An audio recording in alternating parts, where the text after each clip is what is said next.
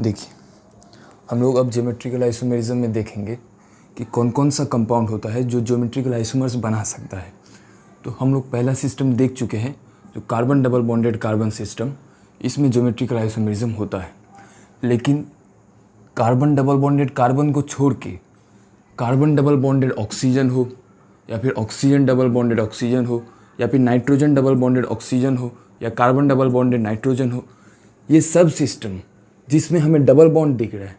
देखिए, carbon nitrogen के बीच में डबल बॉन्ड, नाइट्रोजन ऑक्सीजन के बीच में डबल बॉन्ड, ऑक्सीजन ऑक्सीजन के बीच में डबल बॉन्ड, कार्बन ऑक्सीजन के बीच में डबल बॉन्ड, कार्बन कार्बन के बीच में डबल बॉन्ड। तो जब भी किसी दो एटम के बीच में अगर डबल बॉन्ड दिख जाए तो वो एटम ज्योमेट्रिकल आइसोमेरिज्म शो कर सकता है। अब उसके लिए पहला पॉइंट तो ये है कि डबल बॉन्ड होना चाहिए। दूसरा पॉइंट ये है कि अब हम लोग को सेंटर देखना पड़ेगा कि कोई मॉलिक्यूल जो डबल बॉन्ड रख रहा है उस मॉलिक्यूल में सेंटर कौन सा है। तो सेंटर होता है जो एटम डबल बॉन्ड के लेफ्ट और राइट साइड में है। जैसे कार्बन डबल बॉन्डेड नाइट्रोजन में कार्बन लेफ्ट साइड में है तो नाइट्रोजन राइट साइड में है, तो कार्बन लेफ्ट साइड में है, नाइट्रोजन राइट साइड में है, तो कार्बन पहला सेंटर है, नाइट्रोजन दूसरा सेंटर है। यहाँ पे एक सेंटर नाइट्रोजन, दूसरा सेंटर ऑक्सीजन। माने सेंटर का सीधा मीनिंग ये है कि वो सब एटम जिन सब एटम के बीच में डबल बॉन्ड है उन दोनों एटम को हम लोग सेंटर बोलते हैं। तो इन सब सिस्टम में ये कार्बन नाइट्रोजन सेंटर है, नाइट्रोजन ऑक्सीजन एक सेंटर है, ऑक्सीजन एक सेंटर, ऑक्सीजन सेंटर, इस मॉलिक्यूल में कार्बन ऑक्सीजन, कार्बन कार्बन। अब हमको सेंटर पे चेक करना पड़ेगा। जैसे हम लोग कार्बन डबल बॉन्डेड कार्बन में देख चुके हैं कि दोनों सेंटर पे डिफरेंट ग्रुप होना चाहिए। मैंने इस कार्बन पे अगर ए बी ले लेते हैं तो इस कार्बन पे देखिए एक सेंटर है कार्बन, दूसरा सेंटर है ये कार्बन। तो एक जो ये सेंटर है, अब इस सेंटर पे देखिए, इस सेंटर पे कितना ग्रुप है? इस सेंटर पे दो ग्रुप दिख रहा है, एक ग्रुप है ए, दूसरा ग्रुप है बी। ए और बी कभी बराबर नहीं होना चाहिए। अगर ए और बी डिफरेंट है तब मॉलिक्यूल ज्योमेट्रिकल आइसोमेरिज्म शो कर सकता है। तो जैसे हम लोग इस सेंटर को लेके ए और बी को चेक किए हैं, सेम काम हम लोग इस सेंटर पर भी चेक करेंगे। तो मान लीजिए इस सेंटर पे है सी और डी, तो इस सेंटर पे अब जब हम काम करेंगे तो देखिए इस सेंटर पे कितना ग्रुप है? इस सेंटर पे दो ग्रुप है, एक ग्रुप है सी, दूसरा ग्रुप है डी। क्या सी डी के बराबर है? सी डी के बराबर नहीं है। माने इस सेंटर पर भी ग्रुप डिफरेंट है, इस सेंटर पर भी ग्रुप डिफरेंट है। तो जब दोनों सेंटर पे ग्रुप डिफरेंट रहता है तब हम लोग बोलते हैं कि मॉलिक्यूल में, डबल बॉन्ड वाला मॉलिक्यूल में ज्योमेट्रिकल आइसोमेरिज्म होगा। लेकिन मान लीजिए ए और बी को रख देते हैं और डी को हटा के यहाँ पे सी कर देते हैं, तब इस सेंटर पर तो डिफरेंट ग्रुप है। इस सेंटर पे एक ग्रुप है ए, दूसरा ग्रुप है बी, तो इस सेंटर पे डिफरेंट ग्रुप, लेकिन इस सेंटर पे सेम ग्रुप है। कैसे? इस कार्बन के साथ एक सी जुड़ा है, दूसरा भी सी जुड़ा है, तो सी सी के बराबर हो गया। माने इस सेंटर पे दो ठो सेम ग्रुप है। तो जब एक भी सेंटर पे अगर सेम ग्रुप आ जाता है तब ज्योमेट्रिकल आइसोमेरिज्म नहीं होता है। तो जैसे इस सेंटर पे दोनों सेम ग्रुप आ गया है, या फिर यहाँ पे डी डी कर लीजिए तो डी डी सेम हो गया, ई ई भी कर लेंगे तो सेम हो जाएगा। अगर एक भी सेंटर सेम हो जाता है, एक भी सेंटर पे दोनों ग्रुप सेम हो जाता है तब ज्योमेट्रिकल आइसोमेरिज्म नहीं होगा। उसी तरह जैसे हम लोग यहाँ पे काम किए, एक सेंटर पे डिफरेंट ग्रुप होना चाहिए, दूसरे सेंटर पर भी डिफरेंट ग्रुप होना चाहिए, सेम चीज़ इन सब में फॉलो होना चाहिए। कैसे? जैसे कार्बन डबल बॉन्डेड ऑक्सीजन है तो कार्बन डबल बॉन्डेड ऑक्सीजन को इस तरह से लिख दिए, एक कार्बन के साथ जोड़ दी है मिथाइल को, दूसरे कार्बन के साथ जोड़ दी है इथाइल को, इथाइल को इस तरह से जोड़ देंगे CH2 CH3। तो देखिए ये कार्बन एक सेंटर, दूसरा सेंटर ऑक्सीजन, इस सेंटर के साथ क्या क्या जुड़ा है? कार्बन के साथ एक जुड़ा है CH3, दूसरा जुड़ा है इथाइल। तो CH3 माने मिथाइल और दूसरा ethyl, methyl ethyl different group हो गया। जब भी डिफरेंट ग्रुप हो गया तो इस सेंटर पे डिफरेंट ग्रुप है, तो इस कार्बन वाला सेंटर पे डिफरेंट ग्रुप है, तो डिफरेंट ग्रुप है तो ये सेंटर ज्योमेट्रिकल आइसोमर शो कर सकता है। लेकिन पूरा मॉलिक्यूल ज्योमेट्रिकल आइसोमेरिज्म शो करेगा या नहीं, इसको चेक करने के लिए हमको दूसरे सेंटर पर भी देखना पड़ेगा कि दूसरे सेंटर पे भी दो डिफरेंट ग्रुप है या नहीं। ज्योमेट्रिकल आइसोमेरिज्म का सीधा मीनिंग होता है कि जितना सेंटर है सब सेंटर पे डिफरेंट ग्रुप होना चाहिए। अगर एक भी सेंटर पे डिफरेंट ग्रुप नहीं है तब वो सेंटर के हिसाब से ज्योमेट्रिकल आइसोमेरिज्म नहीं होगा। माने यहाँ पे दो सेंटर दिख रहा है, एक कार्बन एक तो ऑक्सीजन। अगर इस कार्बन पे डिफरेंट ग्रुप हुआ लेकिन इस ऑक्सीजन पे डिफरेंट ग्रुप नहीं हुआ तब ये ज्योमेट्रिकल आइसोमर नहीं शो करेगा। लेकिन इस कार्बन पे डिफरेंट ग्रुप हुआ, इस ऑक्सीजन पर भी डिफरेंट ग्रुप हुआ, तब ज्योमेट्रिकल आइसोमेरिज्म हो पाएगा। अब देखिए, अब ध्यान रखिएगा, जैसे हम लोग ग्रुप, जैसे यहाँ पे एक ग्रुप को मिथाइल पकड़े हैं, दूसरे ग्रुप को इथाइल पकड़े हैं, तो जरूरी नहीं है ग्रुप हर समय मिथाइल इथाइल के फॉर्म में ही हो, ग्रुप लोन पेयर के फॉर्म में भी हो सकता है। हम लोग लोन पेयर को भी एक ग्रुप पकड़ेंगे। कैसे?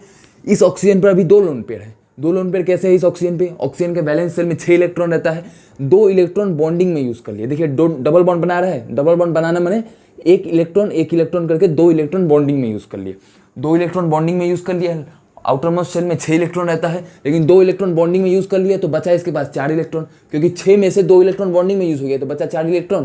तो 1 इलेक्ट्रॉन, दूसरा इलेक्ट्रॉन, तीसरा इलेक्ट्रॉन, 4 थर्ड इलेक्ट्रॉन। तो इस ऑक्सीजन के पास 2 लोन पेयर है, एक पहला लोन पेयर, ये दूसरा लोन पेयर। तो लोन पेयर को भी हम लोग ग्रुप मानते हैं। तो इस ऑक्सीजन के पास हमको 2 ग्रुप दिखा, एक ग्रुप ऊपर में, दूसरा ग्रुप नीचे में। और ग्रुप क्या है, एक ग्रुप है लोन पेयर तो दूसरा ग्रुप भी लोन ही पेयर है, माने दोनों ग्रुप आइडेंटिकल हो गए। कैसे आइडेंटिकल हुआ, एक ग्रुप अगर लोन पेयर है तो दूसरा ग्रुप भी तो लोन ही पेयर है, तो लोन पेयर आइडेंटिकल, एक ही चीज हो गया। सेम अगर हो गया तब ज्योमेट्रिकल आइसोमेरिज्म नहीं होगा, जब डिफरेंट ग्रुप होता तभी ज्योमेट्रिकल आइसोमेरिज्म होता।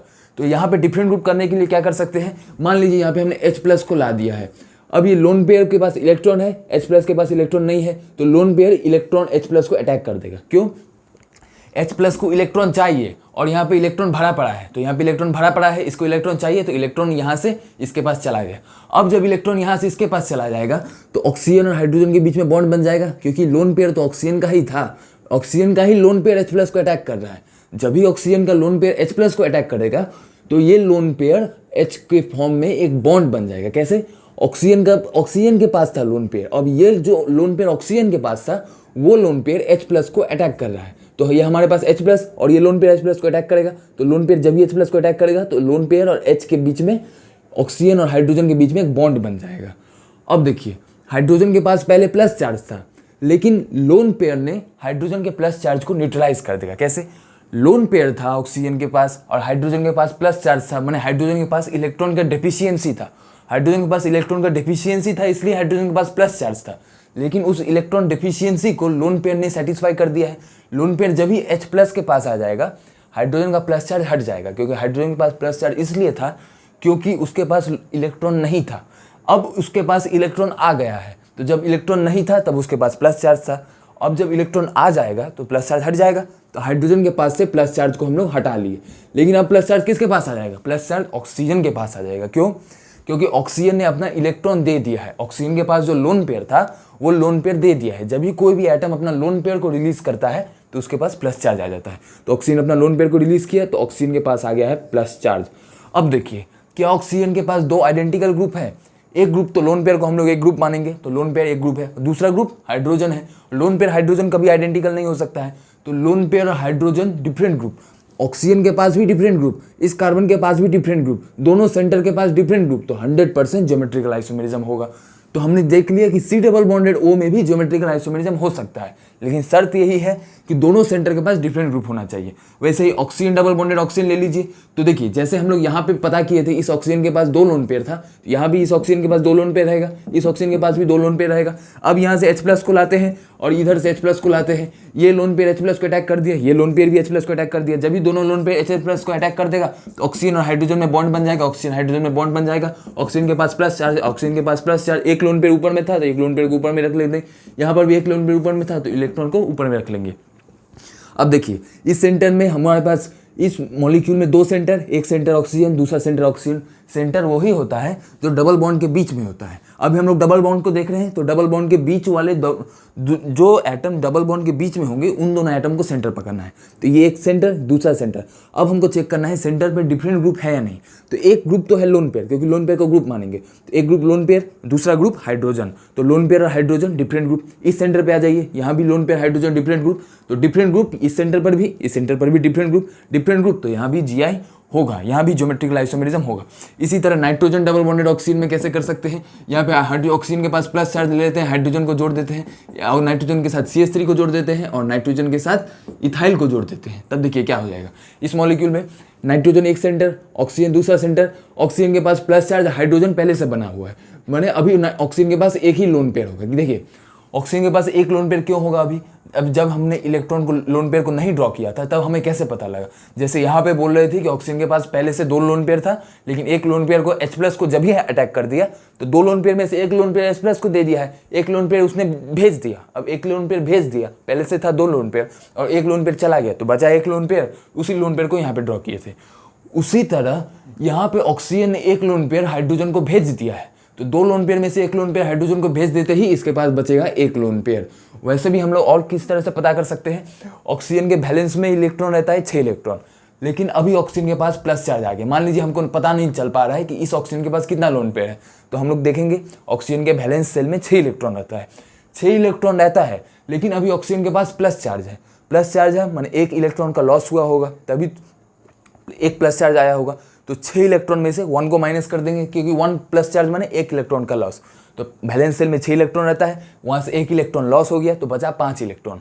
अब 5 इलेक्ट्रॉन, अब देखिए ऑक्सीजन कितना बॉन्ड बना रहा है, ऑक्सीजन एक बॉन्ड बना रहा है, एक तो डबल बॉन्ड बना रहा है और एक सिंगल बॉन्ड बना रहा है। एक सिंगल बॉन्ड बने 1 इलेक्ट्रॉन को पार्टिसिपेट करा रहा है कोवैलेंट बॉन्डिंग में, 2 बॉन्ड बने 2 इलेक्ट्रॉन को कोवैलेंट बॉन्डिंग में पार्टिसिपेट करा रहे हैं। तो ऑक्सीजन के बैलेंस में अभी 5 इलेक्ट्रॉन बचा है, उसमें से 1 इलेक्ट्रॉन इसके साथ बॉन्डिंग में यूज कर लिया, 2 इलेक्ट्रॉन नाइट्रोजन के साथ बॉन्डिंग में यूज किया, नीचे और ऊपर। तो टोटल 3 इलेक्ट्रॉन को बॉन्डिंग में यूज कर लिया, 1 इलेक्ट्रॉन, 2 इलेक्ट्रॉन, 3 इलेक्ट्रॉन, 3 इलेक्ट्रॉन को बॉन्डिंग में यूज कर लिया, था 5 इलेक्ट्रॉन, 3 इलेक्ट्रॉन को बॉन्डिंग में यूज कर लिया, तो बचा 2 इलेक्ट्रॉन। 2 इलेक्ट्रॉन माने एक लोन पेयर। तो इस तरह से भी हम लोग बोल सकते हैं ऑक्सीजन के पास एक लोन पेयर है। अब देखिए 2 सेंटर है, इस ऑक्सीजन वाले सेंटर के पास एक लोन पेयर, एक तो हाइड्रोजन डिफरेंट ग्रुप, नाइट्रोजन के पास मिथाइल है, इथाइल डिफरेंट ग्रुप हो गया, तो ये मॉलिक्यूल भी जीआई शो करेगा। तो इस तरह से हम लोग देख लेते हैं। जैसे अब कार्बन नाइट्रोजन का देख लीजिए, तो कार्बन नाइट्रोजन में फिर से नाइट्रोजन के पास एक तो हाइड्रोजन को जोड़ देंगे, नाइट्रोजन के साथ एक तो CH3 को जोड़ देते हैं, यहाँ पे CH3 को जोड़ दीजिए, यहाँ पे इथाइल को जोड़ दीजिए। 2 डिफरेंट सेंटर, एक सेंटर के पास different group methyl ethyl different group, hydrogen methyl different group हो गया, 2 सेंटर, दोनों सेंटर पे डिफरेंट ग्रुप, तो ज्योमेट्रिकल आइसोमेरिज्म इसमें भी होगा। तो इस तरह से हम लोगों का डबल बॉन्डेड सिस्टम में ज्योमेट्रिकल आइसोमेरिज्म हम लोग देख लेते हैं। क्योंकि डबल बॉन्डेड सिस्टम में ध्यान रखिएगा, डबल बॉन्डेड सिस्टम में जरूरी नहीं है कि कार्बन कार्बन डबल बॉन्ड के बीच में ही ज्योमेट्रिकल आइसोमेरिज्म होता है। Geometrical isomerism carbon double bonded nitrogen में होगा। माने ये जितना एग्जाम्पल है, ये सब एग्जाम्पल में ज्योमेट्रिकल आइसोमेरिज्म हो सकता है। अब हमने डबल बॉन्डेड सिस्टम में देख लिया है कि डबल बॉन्डेड सिस्टम में किस तरह से ज्योमेट्रिकल आइसोमेरिज्म होता है। अब हम लोग रिंग में देखेंगे कि रिंग में किस तरह से ज्योमेट्रिकल आइसोमेरिज्म होता है। ये देखिए 3 मेंबर का रिंग बन गया। अब 3 मेंबर का रिंग में यहाँ पे एक एटम को डाल दिए हैं, यहाँ पे दूसरे एटम को डाल दिए हैं, यहाँ पे एक हाइड्रोजन डाल दिए हैं, यहाँ पे मिथाइल डाल दिए हैं, यहाँ पे मिथाइल को डाल दिए हैं और यहाँ पे हाइड्रोजन डाल दिए हैं। देखिए अब यहाँ पे क्या हो रहा है कि हमने 3 मेंबर का रिंग लिया, 3 मेंबर का रिंग में एक एटम यहाँ पे कार्बन, यहाँ पे कार्बन, यहाँ पे कार्बन, इस कार्बन के साथ एक जुड़ा है ऊपर में हाइड्रोजन, नीचे में जुड़ा है मिथाइल, इस कार्बन के साथ ऊपर में जुड़ा है मिथाइल, नीचे में जुड़ा है हाइड्रोजन। अब देखिए ये sp3 एटम, तो ये sp3 एटम, ये भी sp3 एटम, ये भी sp3 एटम और ये भी sp3 एटम। देखिए geometrical isomerism double bonded system में होता है, जो हमने देख चुके हैं। ज्योमेट्रिकल आइसोमेरिज्म रिंग में भी होता है, क्योंकि ज्योमेट्रिकल आइसोमेरिज्म रिंग में होने का रीज़न है कि ज्योमेट्रिकल आइसोमेरिज्म उसी मॉलिक्यूल में हो सकता है जिस मॉलिक्यूल में रेस्ट्रिक्टेड रोटेशन हो। रिंग को में भी रेस्ट्रिक्टेड रोटेशन होता है, क्योंकि रिंग को हम लोग घुमा नहीं सकते हैं। रिंग को घुमाने के लिए जाएंगे तो रिंग टूट जाएगा, क्योंकि रिंग टूट जाएगा, रिंग को घुमा नहीं सकते हैं, इसलिए रिंग में भी रेस्ट्रिक्टेड रोटेशन होता है। और जिस सिस्टम में रेस्ट्रिक्टेड रोटेशन है, माने जिस सिस्टम को हम लोग रोटेट नहीं कर सकते हैं, उस सिस्टम में ज्योमेट्रिकल आइसोमेरिज्म दिख जाता है। लेकिन अब हम लोग पहचानेंगे कैसे कि रिंग में, कैसे पहचानेंगे कि रिंग में कैसे ज्योमेट्रिकल आइसोमेरिज्म होगा। तो याद करना है कि रिंग में हमारे पास 2 ठो सेंटर होना चाहिए। पहला पॉइंट, 2 ठो सेंटर होना चाहिए। 2 सेंटर कैसा? दोनों सेंटर sp3 हाइब्रिडाइज्ड होना चाहिए, दोनों सेंटर का हाइब्रिडाइजेशन sp3 होना चाहिए। 2 सेंटर, अब क्या सेंटर किसको पकड़ेंगे? किसी भी 2 ठो एटम को पकड़ लीजिए, उससे कोई मतलब नहीं है इसको पकड़ है या फिर इसको पकड़ है। किसी भी 2 ठो एटम को पकड़ लीजिए, लेकिन दोनों एटम का हाइब्रिडाइजेशन sp3 होना चाहिए। तो दोनों सेंटर का हाइब्रिडाइजेशन sp3 होना चाहिए। दूसरा पॉइंट, दोनों सेंटर पे, दूसरा पॉइंट वो प्रीवियस वाला पॉइंट है जो हम लोग पहले डिस्कस कर चुके हैं। दूसरा पॉइंट में है कि दोनों सेंटर पे डिफरेंट ग्रुप्स होना चाहिए। जैसे हम लोग कार्बन डबल बॉन्डेड कार्बन में देखते थे, इस तरह से इस कार्बन के पास भी ए बी डिफरेंट ग्रुप, इस कार्बन के पास भी ए बी डिफरेंट ग्रुप। तो जैसे डिफरेंट ग्रुप था, ये एक सेंटर, दूसरा सेंटर, इस सेंटर के पास डिफरेंट ग्रुप, इस सेंटर के पास डिफरेंट ग्रुप, तो उसी तरह से हम लोगों को डिफरेंट ग्रुप होना चाहिए, दोनों सेंटर के पास डिफरेंट ग्रुप होना चाहिए। अब देखिए हम लोग डिफरेंट ग्रुप कैसे देख लेंगे, जैसे देखिए अब यहाँ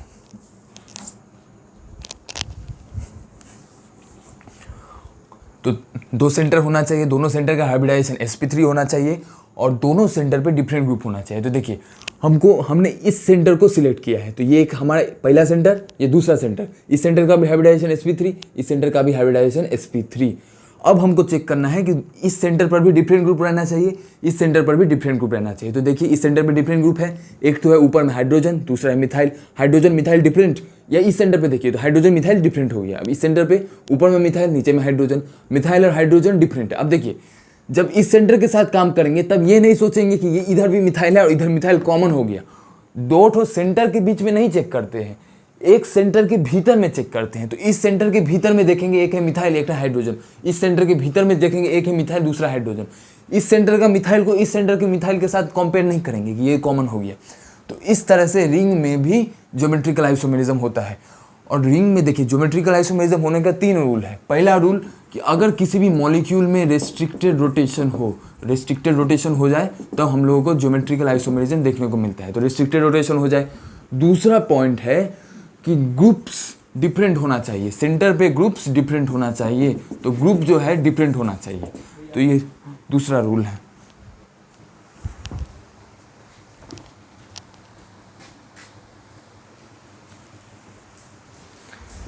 देखिए रेस्ट्रिक्टेड रोटेशन होना चाहिए, ग्रुप्स डिफरेंट होना चाहिए। तीसरा बात कि जो भी ग्रुप्स है वो ग्रुप्स सेम प्लेन में लाई करना चाहिए या फिर परपेंडिकुलर प्लेन में नहीं लाई करना चाहिए। इसका माने अगर हमारा ग्रुप्स परपेंडिकुलर प्लेन में लाई करता है तब ज्योमेट्रिकल आइसोमेरिज्म नहीं होगा। तो देखिए 3 ठो रूल है। पहला रूल रेस्ट्रिक्टेड रोटेशन होना चाहिए, किसी भी मॉलिक्यूल में रेस्ट्रिक्टेड रोटेशन हो, उसका सब ग्रुप्स दोनों सेंटर का ग्रुप डिफरेंट हो। इस सेंटर पे देखिए डिफरेंट ग्रुप है, इस सेंटर पे डिफरेंट ग्रुप है, इन दोनों के बीच में देखिए इस मॉलिक्यूल में देखिए इन दोनों सेंटर्स के बीच में रोटेशन रेस्ट्रिक्टेड है। क्यों रोटेशन रेस्ट्रिक्टेड है? क्योंकि ये रिंग का पार्ट है और जब भी रिंग का पार्ट है तो रिंग को रोटेट नहीं कर सकते हैं, इसलिए रेस्ट्रिक्टेड रोटेशन है। दूसरा पॉइंट, ग्रुप्स को डिफरेंट होना चाहिए। कहाँ पे, कौन से ग्रुप को डिफरेंट होना चाहिए? सेंटर वाले ग्रुप को।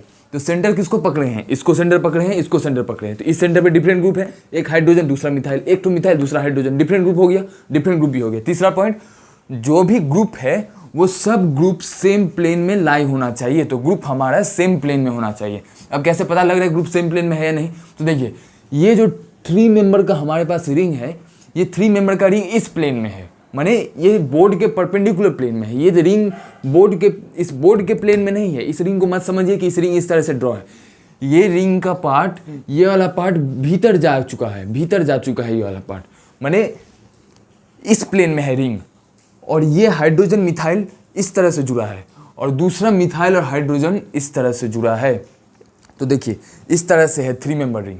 ये 3 मेंबर रिंग बोर्ड के भीतर वाले प्लेन में है और हाइड्रोजन ऊपर मिथाइल नीचे, मिथाइल ऊपर हाइड्रोजन नीचे, इस तरह से अरेंजमेंट है। तो देखिए हाइड्रोजन मिथाइल का प्लेन, ये एक ग्रुप हो गया। देखिए ये एक सेंटर, ये दूसरा सेंटर, ये एक सेंटर, ये दूसरा सेंटर, इस सेंटर के पास मिथाइल हाइड्रोजन और मिथाइल, इस सेंटर के पास मिथाइल और हाइड्रोजन। अब इस सेंटर के पास 2 ग्रुप, एक हाइड्रोजन दूसरा मिथाइल। ये ग्रुप और इस ग्रुप को, ये ग्रुप और इस ग्रुप को, दोनों ग्रुप को सेम प्लेन में होना पड़ेगा। क्या दोनों ग्रुप सेम प्लेन में है? 100% दोनों ग्रुप सेम प्लेन में है। कैसे? ये ग्रुप इस प्लेन में है तो ये ग्रुप भी इसी प्लेन में है। सेम प्लेन में हो या फिर पैरेलल प्लेन में हो, परपेंडिकुलर प्लेन नहीं होना चाहिए। तो यहाँ पे दोनों ग्रुप सेम प्लेन में नहीं है बल्कि पैरेलल प्लेन में है। तो ये ग्रुप को देखिए, ये जो ग्रुप है इस प्लेन में है और ये ग्रुप इस प्लेन में है, तो ये वाला प्लेन और ये वाला प्लेन पैरेलल प्लेन हो गया। तो जब 2 ग्रुप पैरेलल प्लेन में भी है तब हम लोग बोल देंगे ज्योमेट्रिकल आइसोमेरिज्म होगा। तो ज्योमेट्रिकल आइसोमेरिज्म होने का यही 3 टोर क्राइटेरिया होता है जो हमें चेक करना पड़ता है। तो हमने देख लिया कि रिंग में भी ज्योमेट्रिकल आइसोमेरिज्म हो सकता है। रिंग में ज्योमेट्रिकल आइसोमेरिज्म का रीज़न 2 ठो सेंटर होना चाहिए, दोनों सेंटर का हाइब्रिडाइजेशन sp3 होना चाहिए और दोनों सेंटर पे ग्रुप्स डिफरेंट होना चाहिए। अब हम लोग देखेंगे रिंग के भीतर में जो पाई बॉन्ड होता है वो पाई बॉन्ड में ज्योमेट्रिकल आइसोमेरिज्म कैसा होगा। तो देखिए हम लोग देख चुके हैं कि जब हमारे पास पाई बॉन्ड आएगा तो डबल बॉन्ड तो ज्योमेट्रिकल आइसोमेरिज्म शो करता ही है, ये हमें पहले से पता है। लेकिन जब हमारे रिंग के भीतर में डबल बॉन्ड आ जाएगा तब क्या वो double bond geometrical isomerism show कर पाएगा? तो हमको ये चेक करना है। तो देखिए इसके लिए हम लोग कुछ रिंग स्ट्रक्चर को ड्रॉ कर लेते हैं। तो देखिए ये है 6 मेंबर का रिंग, ये है 8 मेंबर का रिंग। तो 6 मेंबर का रिंग, 8 मेंबर का रिंग, इस 6 मेंबर के रिंग के भीतर में है पाई बॉन्ड। तो जब डबल बॉन्ड बाहर रहता है रिंग के, देखिए अब डबल बॉन्ड का 2 केस बन जाएगा। पहला केस जब डबल बॉन्ड रिंग के बाहर रहेगा, जब C डबल बॉन्डेड C इस तरह से था, C डबल बॉन्डेड O था, O डबल बॉन्डेड O था, ये सब पाई बॉन्ड रिंग के बाहर वाला है। अब हम लोग उस पाई बॉन्ड का बात कर रहे हैं जो पाई बॉन्ड कंप्लीटली रिंग में ढुका हुआ है। तो जब पाई बॉन्ड या डबल बॉन्ड रिंग में कंप्लीटली ढुक जाएगा इस तरह से, तब कैसे पहचानेंगे ज्योमेट्रिकल आइसोमेरिज्म होगा या नहीं? तो देखिए हमारा ज्योमेट्रिकल आइसोमेरिज्म होने का 3 ही तो रूल है। पहला रूल रेस्ट्रिक्टेड रोटेशन, दूसरा रूल डिफरेंट ग्रुप, तीसरा रूल पैरेलल प्लेन। तो ये 3 तो रूल है। अब यहाँ पे तीनों रूल को चेक करते हैं। तो देखिए क्या है, यहाँ पे रोटेशन रेस्ट्रिक्टेड है, 100% रोटेशन रेस्ट्रिक्टेड है क्योंकि रिंग का स्ट्रक्चर है। इसको एक सेंटर मानेंगे, इसको दूसरा सेंटर पकड़ते हैं, इन दोनों सेंटर के बीच में रेस्ट्रिक्शन रोटेशन रेस्ट्रिक्टेड है। इसलिए रेस्ट्रिक्टेड है क्योंकि इस सेंटर को हम लोग घुमा नहीं सकते हैं, क्योंकि रिंग का पार्ट है। रिंग का जब भी कोई एटम पार्ट बन जाता है तो उसको नहीं घुमाया जा सकता है, क्योंकि घुमाएंगे तो रिंग टूट जाएगा। तो रिस्ट्रिक्टेड रोटेशन हो गया। अब डिफरेंट ग्रुप को चेक करना है। तो क्या इनके पास ग्रुप डिफरेंट है? तो देखिए एक तो जो ग्रुप है इस सेंटर के साथ एक ग्रुप जुड़ा है CH2, दूसरा ग्रुप है हाइड्रोजन। एक तो ग्रुप जुड़ा है CH2, दूसरा ग्रुप है हाइड्रोजन। तो डिफरेंट ग्रुप तो हो गया, एक है CH2 दूसरा हाइड्रोजन, एक है CH2 तो हाइड्रोजन। तो डिफरेंट ग्रुप तक भी हो गया। क्या पैरेलल प्लेन में है? तो पैरेलल प्लेन चेक कीजिए, ये दोनों ग्रुप का प्लेन बोर्ड का प्लेन, ये दोनों ग्रुप का भी प्लेन बोर्ड का प्लेन। तो एक दोनों पैरेलल प्लेन में ही हुआ, ये सेम प्लेन में हो गया। ये CH2 हाइड्रोजन इसी प्लेन में, CH2 हाइड्रोजन इसी प्लेन में। तो ये रूल भी फॉलो हो गया। तब इसको ज्योमेट्रिकल आइसोमेरिज्म शो कर देना चाहिए था। माने 6 मेंबर के रिंग के भीतर में डबल बॉन्ड हो तब ज्योमेट्रिकल आइसोमेरिज्म होना चाहिए था। लेकिन 6 मेंबर के रिंग के भीतर में अगर डबल बॉन्ड होता है तो उसमें ज्योमेट्रिकल आइसोमेरिज्म नहीं होता है। ज्योमेट्रिकल आइसोमेरिज्म वही डबल बॉन्ड जो रिंग के भीतर में है वही शो कर पाएगा जब रिंग का साइज 8 से ज़्यादा हो, 8 या 8 से ज़्यादा हो। लेकिन अगर 6 मेंबर का रिंग में हुआ तो 6 मेंबर के रिंग में ज्योमेट्रिकल आइसोमेरिज्म क्यों नहीं हुआ? 6 मेंबर के रिंग में ज्योमेट्रिकल आइसोमेरिज्म इसलिए नहीं हुआ क्योंकि देखिए ज्योमेट्रिकल आइसोमेरिज्म होना माने उसका 2 ठो ज्योमेट्रिकल आइसोमर बनना। अगर कोई मॉलिक्यूल ज्योमेट्रिकल आइसोमर बनाएगा तभी हम लोग बोलेंगे कि ज्योमेट्रिकल आइसोमेरिज्म शो कर रहा है। अगर कोई मॉलिक्यूल ज्योमेट्रिकल आइसोमर बनाया ही नहीं, माने एक ही फॉर्म में बैठ गया है, माने मान लीजिए कोई मॉलिक्यूल है जो ए फॉर्म में है, ए फॉर्म से कभी बी फॉर्म में जाता ही नहीं है, मैंने उसका एक ही तो फॉर्म है ए। तो अगर एक ही फॉर्म में रहेगा और बी फॉर्म में जाएगा ही नहीं तब हम लोग उसको कैसे बोलेंगे कि ज्योमेट्रिकल आइसोमर कर रहा है? क्योंकि ज्योमेट्रिकल आइसोमरिज्म अगर कोई मॉलिक्यूल शो कर रहा है तब वो तो 2 फॉर्म में रहना चाहिए, एक सिस में तो दूसरा ट्रांस में, एक सिन में तो दूसरा एंटी में। 2 फॉर्म में नहीं रहेगा तो हम लोग बोल ही नहीं पाएंगे कि उसका ज्योमेट्रिकल आइसोमर एग्जिस्ट करता है। क्योंकि आइसोमर का बनना माने एक से दूसरा मॉलिक्यूल बनना, लेकिन दूसरा मॉलिक्यूल बनेगा ही नहीं तो ज्योमेट्रिकल आइसोमर होगा ही नहीं। इसी में वही बात है, सब रूल फॉलो हो रहा है लेकिन इसका दूसरा आइसोमर बनेगा ही नहीं। क्यों? ये देखिए इसमें हाइड्रोजन और हाइड्रोजन दोनों सेम साइड में है। कैसे? ये भी हाइड्रोजन राइट में है और ये भी हाइड्रोजन राइट में है, तो दोनों हाइड्रोजन सेम साइड में है। तो ये हो गया सिस कॉन्फ़िगरेशन। अब जब इसका ट्रांस कॉन्फ़िगरेशन बनाने के लिए जाएंगे तो देखिए यहाँ पर भी एक हाइड्रोजन है। अब इस रिंग में देखिए यहाँ पर एक हाइड्रोजन, यहाँ पर भी एक हाइड्रोजन, तो ये दोनों हाइड्रोजन सेम साइड, तो ये हो गया सिस कॉन्फ़िगरेशन। अब ट्रांस कॉन्फ़िगरेशन करने के लिए रिंग को घुमाना पड़ेगा। तो देखिए ये 8 मेंबर का रिंग था तो 8 मेंबर को रिंग को इस तरह से घुमा दिए। तो जब 8 मेंबर को रिंग को इस तरह से घुमाएंगे तब जाके ट्रांस आएगा। माने ट्रांस आने के लिए रिंग को घुमाना पड़ता है। खुद ही सोचिए, ये दोनों हाइड्रोजन सेम साइड में था, ट्रांस करने के लिए एक हाइड्रोजन को राइट में करना पड़ेगा, दूसरे हाइड्रोजन को लेफ्ट में करना पड़ेगा। अब इस हाइड्रोजन को लेफ्ट में करने के लिए इस पार्ट को घुमाएंगे तभी तो ये लेफ्ट में जाएगा। लेकिन 6 मेंबर के रिंग को घुमाने के लिए जाए, जैसे इस 8 मेंबर के रिंग को इस तरह से घुमाया गया है, 6 मेंबर के रिंग को नहीं घुमा जा पाएंगे। इसलिए नहीं घुमा पाएंगे क्योंकि 6 मेंबर को रिंग को जब भी घुमाने के लिए जाएंगे तो रिंग टूट जाएगा, और रिंग टूट जाएगा माने इसका ट्रांसफॉर्म बन ही नहीं पाएगा। जैसे यहाँ पे ट्रांसफॉर्म बन रहा है, कैसे? यहाँ पे है एक हाइड्रोजन यहाँ पर और दूसरा हाइड्रोजन है यहाँ पर। तो देखिए यहाँ पे 3 हाइड्रोजन हम लोग को दिख गया है, एक हाइड्रोजन इस तरह से है, यहाँ पे एक हाइड्रोजन यहाँ पर और दूसरा हाइड्रोजन इसका यहाँ पर है। तो देखिए एक हाइड्रोजन यहाँ पर, एक हाइड्रोजन यहाँ पर। तो देखिए ये था सिस कॉन्फ़िगरेशन जिसमें दोनों हाइड्रोजन, ये पहला हाइड्रोजन दूसरा हाइड्रोजन, दोनों हाइड्रोजन राइट साइड में। क्योंकि दोनों हाइड्रोजन राइट साइड में तो ये सिस कॉन्फ़िगरेशन। लेकिन इस मॉलिक्यूल में एक हाइड्रोजन राइट साइड में, दूसरा हाइड्रोजन लेफ्ट साइड में। तो राइट और लेफ्ट माने डिफरेंट साइड और डिफरेंट साइड होता है। तो ये हो गया ट्रांस कॉन्फ़िगरेशन, ये हो गया सिस कॉन्फ़िगरेशन। तो हमें ये देखने में मिला कि अगर डबल बॉन्ड रिंग के भीतर में हो लेकिन रिंग का साइज 6 मेंबर का हो तब वो रिंग ज्योमेट्रिकल आइसोमर शो नहीं कर पाएगा। क्यों नहीं कर पाएगा? क्योंकि ज्योमेट्रिकल आइसोमेरिज्म शो करने के लिए उसको एक से ज़्यादा फॉर्म में बनना पड़ेगा। माने अगर रिंग सिस फॉर्म में है तो उसको ट्रांस फॉर्म में बनना पड़ेगा। लेकिन जब भी इसको ट्रांस फॉर्म में बनाएंगे तो इस तरह से रिंग बन जाएगा, और इस तरह से रिंग बनते ही ये रिंग टूट जाएगा। तो रिंग टूट गया माने ट्रांसफॉर्म बना ही नहीं, ट्रांसफॉर्म बना ही नहीं माने सिस फॉर्म में ही अटक के रह गया है। सिस फॉर्म में ही अटक के रह गया है माने एक्स्ट्रा फॉर्म बना ही नहीं रहा है, ट्रांसफॉर्म बना ही नहीं पाएगा, माने डिफरेंट आइसोमर बना ही नहीं पाएगा, माने ज्योमेट्रिकल आइसोमर बना ही नहीं पाएगा। ज्योमेट्रिकल आइसोमर नहीं बना पाएगा तो ये 6 मेंबर का रिंग में ज्योमेट्रिकल आइसोमेरिज्म नहीं होता है। तो डबल बॉन्ड रिंग में के भीतर में हो तब कौन सा रिंग ज्योमेट्रिकल आइसोमेरिज्म शो करता है? तो तो डबल बॉन्ड अगर रिंग के कंप्लीटली भीतर में हो तो 8 मेंबर का रिंग या फिर उससे ज़्यादा मेंबर का रिंग, 9 मेंबर का, 10 मेंबर का, 11 मेंबर का, 12 मेंबर का, 13 मेंबर, 14, 15, ये सब रिंग ज्योमेट्रिकल आइसोमेरिज्म शो कर सकते हैं जब डबल बॉन्ड इस 8 मेंबर का रिंग या फिर उससे ज़्यादा रिंग के भीतर में हो। जैसे यहाँ पे देखिए ये 8 मेंबर का रिंग है, 1 2 3 4 5 6 7 8, 8 मेंबर के रिंग के भीतर में पाई बॉन्ड है, मतलब 8 मेंबर के रिंग के भीतर में डबल बॉन्ड है। ये सिस कॉन्फ़िगरेशन कैसे है, यहाँ पे एक हाइड्रोजन, यहाँ पे एक हाइड्रोजन और यहाँ पे CH2, यहाँ पर CH2। हम लोग तीनों रूल को चेक करेंगे। पहला रूल रेस्ट्रिक्टेड रोटेशन है क्योंकि रोटेशन हम लोग ईजिली नहीं कर सकते हैं। दूसरा रूल डिफरेंट ग्रुप है, एक हाइड्रोजन है दूसरा CH2 है, एक हाइड्रोजन है दूसरा CH2 है, डिफरेंट ग्रुप मिल गया। ये हाइड्रोजन इस कार्बन से जुड़ा है और ये CH2 इस कार्बन से जुड़ा है। देखिए ये CH2 कहाँ से आया, ये CH2 रिंग का ही पार्ट है। कैसे, ये जो डबल बॉन्ड के साथ कार्बन जुड़ा है, ये कार्बन इस कार्बन से जुड़ा है और ये कार्बन चूंकि 2 बॉन्ड बना रहा है, एक बॉन्ड ये दूसरा बॉन्ड ये, तो इसके पास 4 - 2 2 हाइड्रोजन होगा। तो यहाँ पर तो कार्बन पहले से ही है और 2 हाइड्रोजन भी होगा। तो CH2 इस तरह से आया है, जैसे यहाँ पे CH2 आया उसी तरह यहाँ पे CH2। तो एक हाइड्रोजन दूसरा CH2, एक हाइड्रोजन दूसरा CH2, डिफरेंट ग्रुप भी हो गया। अब सेम प्लेन, पैरेलल प्लेन, तो ये भी इस बोर्ड के प्लेन में, ये भी बोर्ड के प्लेन में, पैरेलल प्लेन में हो गया तो ज्योमेट्रिकल आइसोमेरिज्म होगा। अब ज्योमेट्रिकल आइसोमेरिज्म होने के लिए क्या चाहिए, एक आइसोमर से दूसरे आइसोमर में अगर बन पाएगा तब ज्योमेट्रिकल आइसोमेरिज्म हो पाएगा। तो ये तो सिस फॉर्म में है। कैसे सिस फॉर्म में है, इसका भी हाइड्रोजन राइट साइड में, इसका भी हाइड्रोजन राइट साइड में, माने दोनों हाइड्रोजन सेम साइड में, या तो दोनों राइट साइड में हो या तो दोनों लेफ्ट साइड में हो, या तो दोनों अबव द प्लेन हो या फिर दोनों बिलो द प्लेन हो, यहाँ पे दोनों सेम साइड में है।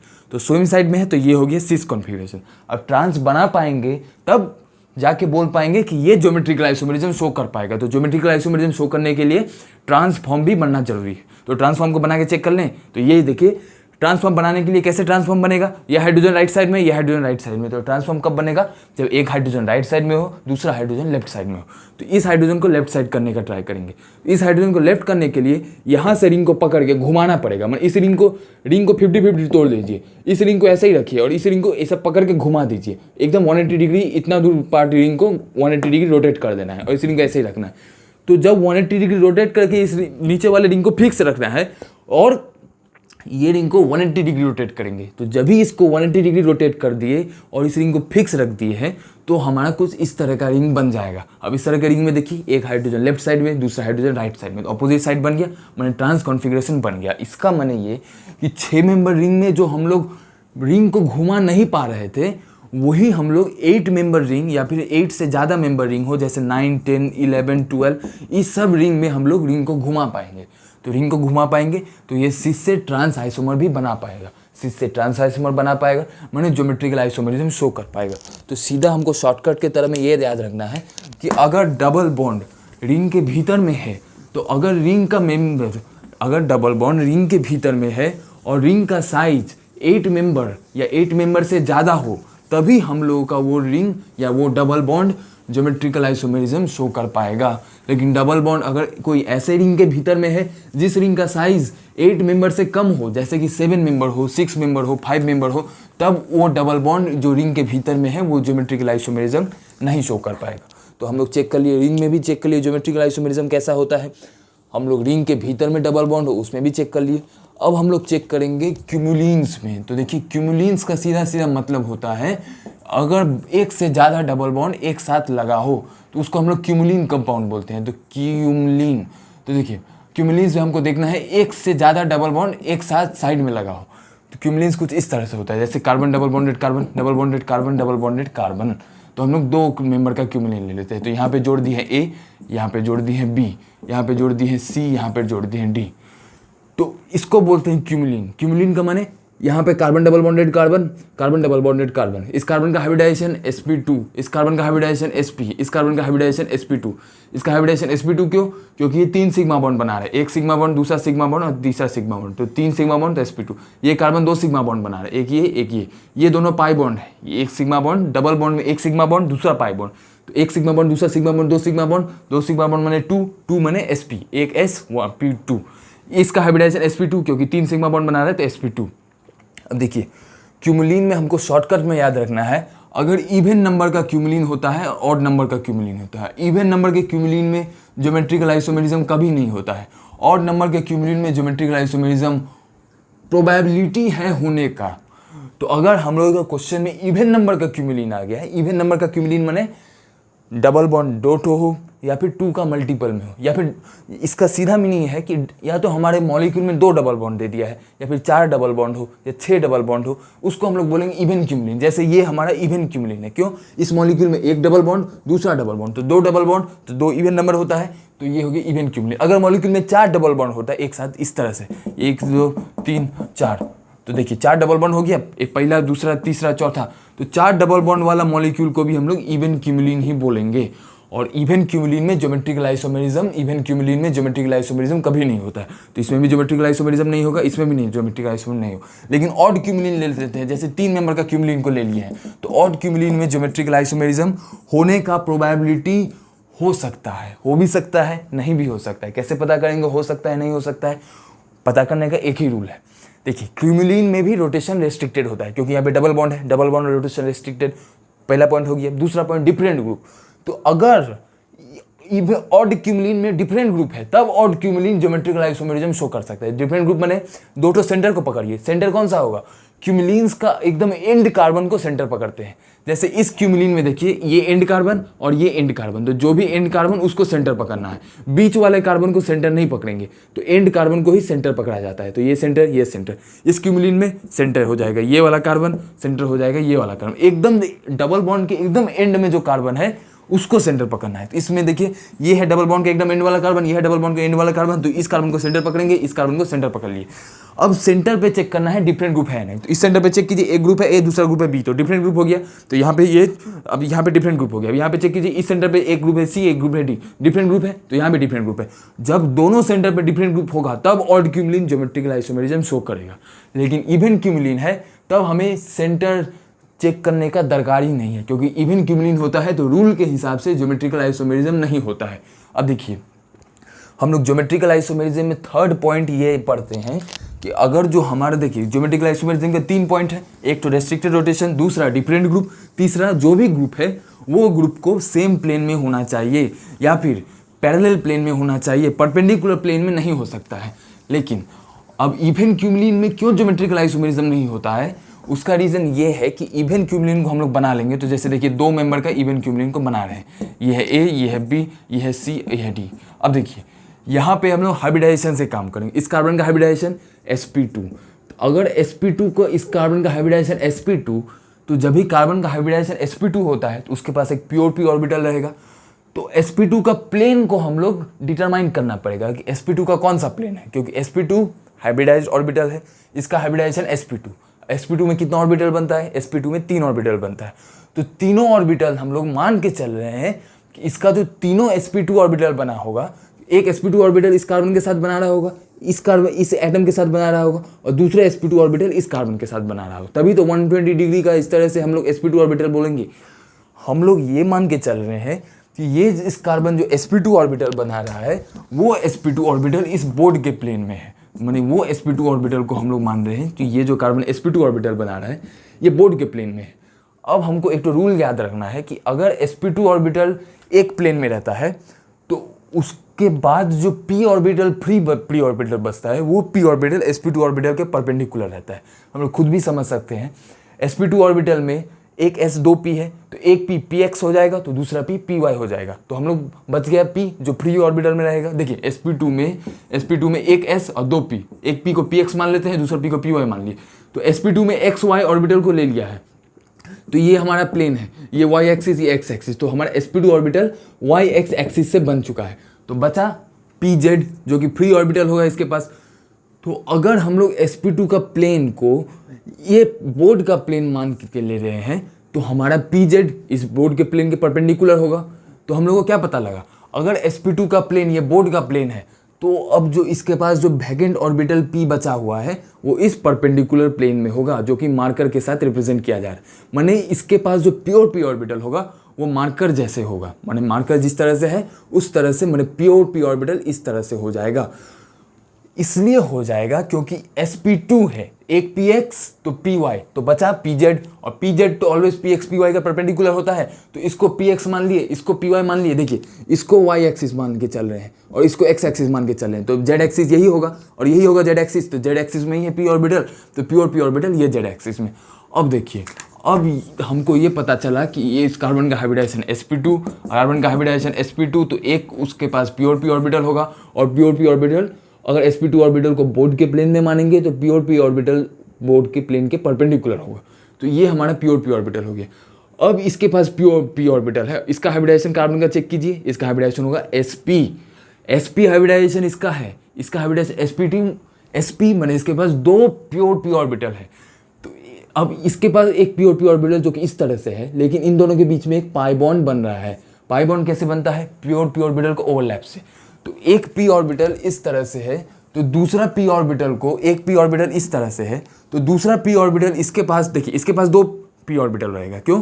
क्योंकि इसका हाइब्रिडाइजेशन है sp माने अगर sp है तो 2 p ऑर्बिटल बचेगा, क्योंकि p एक p है, इसको px मान लीजिए, तो px हो गया, तो बचा 2 py pz, तो इसके पास 2 p ऑर्बिटल बचा रहेगा। और दोनों p ऑर्बिटल के साथ जो देखिए इसके पास जो 2 p ऑर्बिटल है, उस 2 p ऑर्बिटल में से एक p ऑर्बिटल इसके साथ बॉन्ड बनाएगा और एक p ऑर्बिटल इसके साथ पाई बॉन्ड बनाएगा। लेकिन कौन किसके साथ बना रहा है, उसके लिए इसके पास pz ऑर्बिटल है, तो इसके पास p ऑर्बिटल इस तरह से। अब पाई बॉन्ड तभी बनेगा जब इसका ये वाला ऑर्बिटल, इसका ये वाला p ऑर्बिटल, इसके पास तो 2 p ऑर्बिटल है, उसमें से एक p ऑर्बिटल को ऐसा होना पड़ेगा, और ये p ऑर्बिटल इस p ऑर्बिटल के साथ इस तरह से साइड वाइज ओवरलैप करेगा, तब साइड वाइज ओवरलैप करने के कारण से ये पाई बॉन्ड बनेगा। तो पाई बॉन्ड बनने के लिए इसके पास जो 2 p ऑर्बिटल था, उसमें से इस p ऑर्बिटल को इस p ऑर्बिटल के साथ ओवरलैप करना पड़ेगा। तो इसके पास 2 p ऑर्बिटल में से एक p ऑर्बिटल यूज हो गया, वो ये वाला p ऑर्बिटल था, वो यूज हो गया। तो अब दूसरा कौन सा p ऑर्बिटल बचा? ये तो pz ऑर्बिटल था, तो बचा py ऑर्बिटल, क्योंकि px ऑर्बिटल के साथ sp हाइब्रिडाइजेशन कर चुका है, तो ये pz ऑर्बिटल इस कार्बन के साथ पाई बॉन्ड बनाने में यूज हो गया है। तो बचा इसके पास py ऑर्बिटल, तो pz ऑर्बिटल ऐसा, तो py ऑर्बिटल कुछ इस तरह से, तो ये py ऑर्बिटल। अब इस कार्बन के साथ इस कार्बन का पाई बॉन्ड बन रहा है, इस कार्बन का भी हाइब्रिडाइजेशन sp2, इस कार्बन का हाइब्रिडाइजेशन sp2, तो इसके पास बचेगा एक p ऑर्बिटल। एक p ऑर्बिटल कैसा होगा जो पाई बॉन्ड बनेगा? एक p ऑर्बिटल जरूर ऐसा होना चाहिए, क्योंकि एक p ऑर्बिटल ऐसा होगा और दूसरा p ऑर्बिटल ऐसा होगा, तभी इन दोनों के बीच में ये पाई बॉन्ड बनेगा। पाई बॉन्ड बनने के लिए इसके पास, देखिए इसके पास तो कोई चारा नहीं है, एक p ऑर्बिटल ऐसा था जो इसके साथ बॉन्ड बना चुका है, तो दूसरा p ऑर्बिटल बचाइए, अब इसी के साथ इसको पाई बॉन्ड बनाना है। तो इसी के साथ अगर पाई बॉन्ड इसके साथ बनेगा, तो इसका p ऑर्बिटल भी ऐसा होना चाहिए, तभी इसके साथ पाई बॉन्ड बन पाएगा। और यहाँ पे पाई बॉन्ड बन चुका है, माने ये अपना ये p ऑर्बिटल को ओवरलैप में यूज कराएगा। तो इसका p ऑर्बिटल, इसका p ऑर्बिटल कुछ ऐसा p ऑर्बिटल होना चाहिए जो इसके साथ ओवरलैप करेगा। अब जब इसका p orbital, pure p orbital कुछ ऐसा है, तब इसका sp2 ऑर्बिटल इसके परपेंडिकुलर होना चाहिए, क्योंकि हम लोग जानते हैं sp2 ऑर्बिटल p ऑर्बिटल के एकदम परपेंडिकुलर होता है। तो इसका प्योर p ऑर्बिटल कुछ ऐसा था जो इस p ऑर्बिटल के साथ ओवरलैप कर रहा था, तो इसका प्योर p ऑर्बिटल कुछ ऐसा, तो इसका sp2 ऑर्बिटल इस p ऑर्बिटल के परपेंडिकुलर प्लेन में होगा। तो ये है p ऑर्बिटल, तो ये p ऑर्बिटल, तो परपेंडिकुलर प्लेन कुछ ये हैंड का प्लेन परपेंडिकुलर प्लेन हो जाएगा इस p ऑर्बिटल के प्लेन का परपेंडिकुलर। इसका माने इस कार्बन का हाइब्रिडाइजेशन जो sp2 है, वो sp2 किस प्लेन में है? वो sp2 इस हैंड के प्लेन में है, और हैंड के प्लेन माने इस बोर्ड के परपेंडिकुलर प्लेन में है, बोर्ड के परपेंडिकुलर प्लेन में है, माने इस कार्बन का जो बॉन्ड बनेगा वो बोर्ड के परपेंडिकुलर प्लेन में बनेगा। क्यों? क्योंकि ये बॉन्ड बना रहा है sp2 ऑर्बिटल की मदद से, और sp2 ऑर्बिटल बोर्ड के परपेंडिकुलर प्लेन में है। कैसे? क्योंकि इसका जो p ऑर्बिटल था सो कुछ इस तरह से था, लेकिन p ऑर्बिटल sp2 ऑर्बिटल को परपेंडिकुलर होना चाहिए। तो अगर p ऑर्बिटल ऐसा, तो sp2 ऑर्बिटल कुछ इस तरह से, और sp2 ऑर्बिटल ऐसा हो गया, इसका माने sp2 ऑर्बिटल बोर्ड के परपेंडिकुलर प्लेन में, क्योंकि p ऑर्बिटल इस तरह से था, sp2 ऑर्बिटल बोर्ड के परपेंडिकुलर प्लेन में है।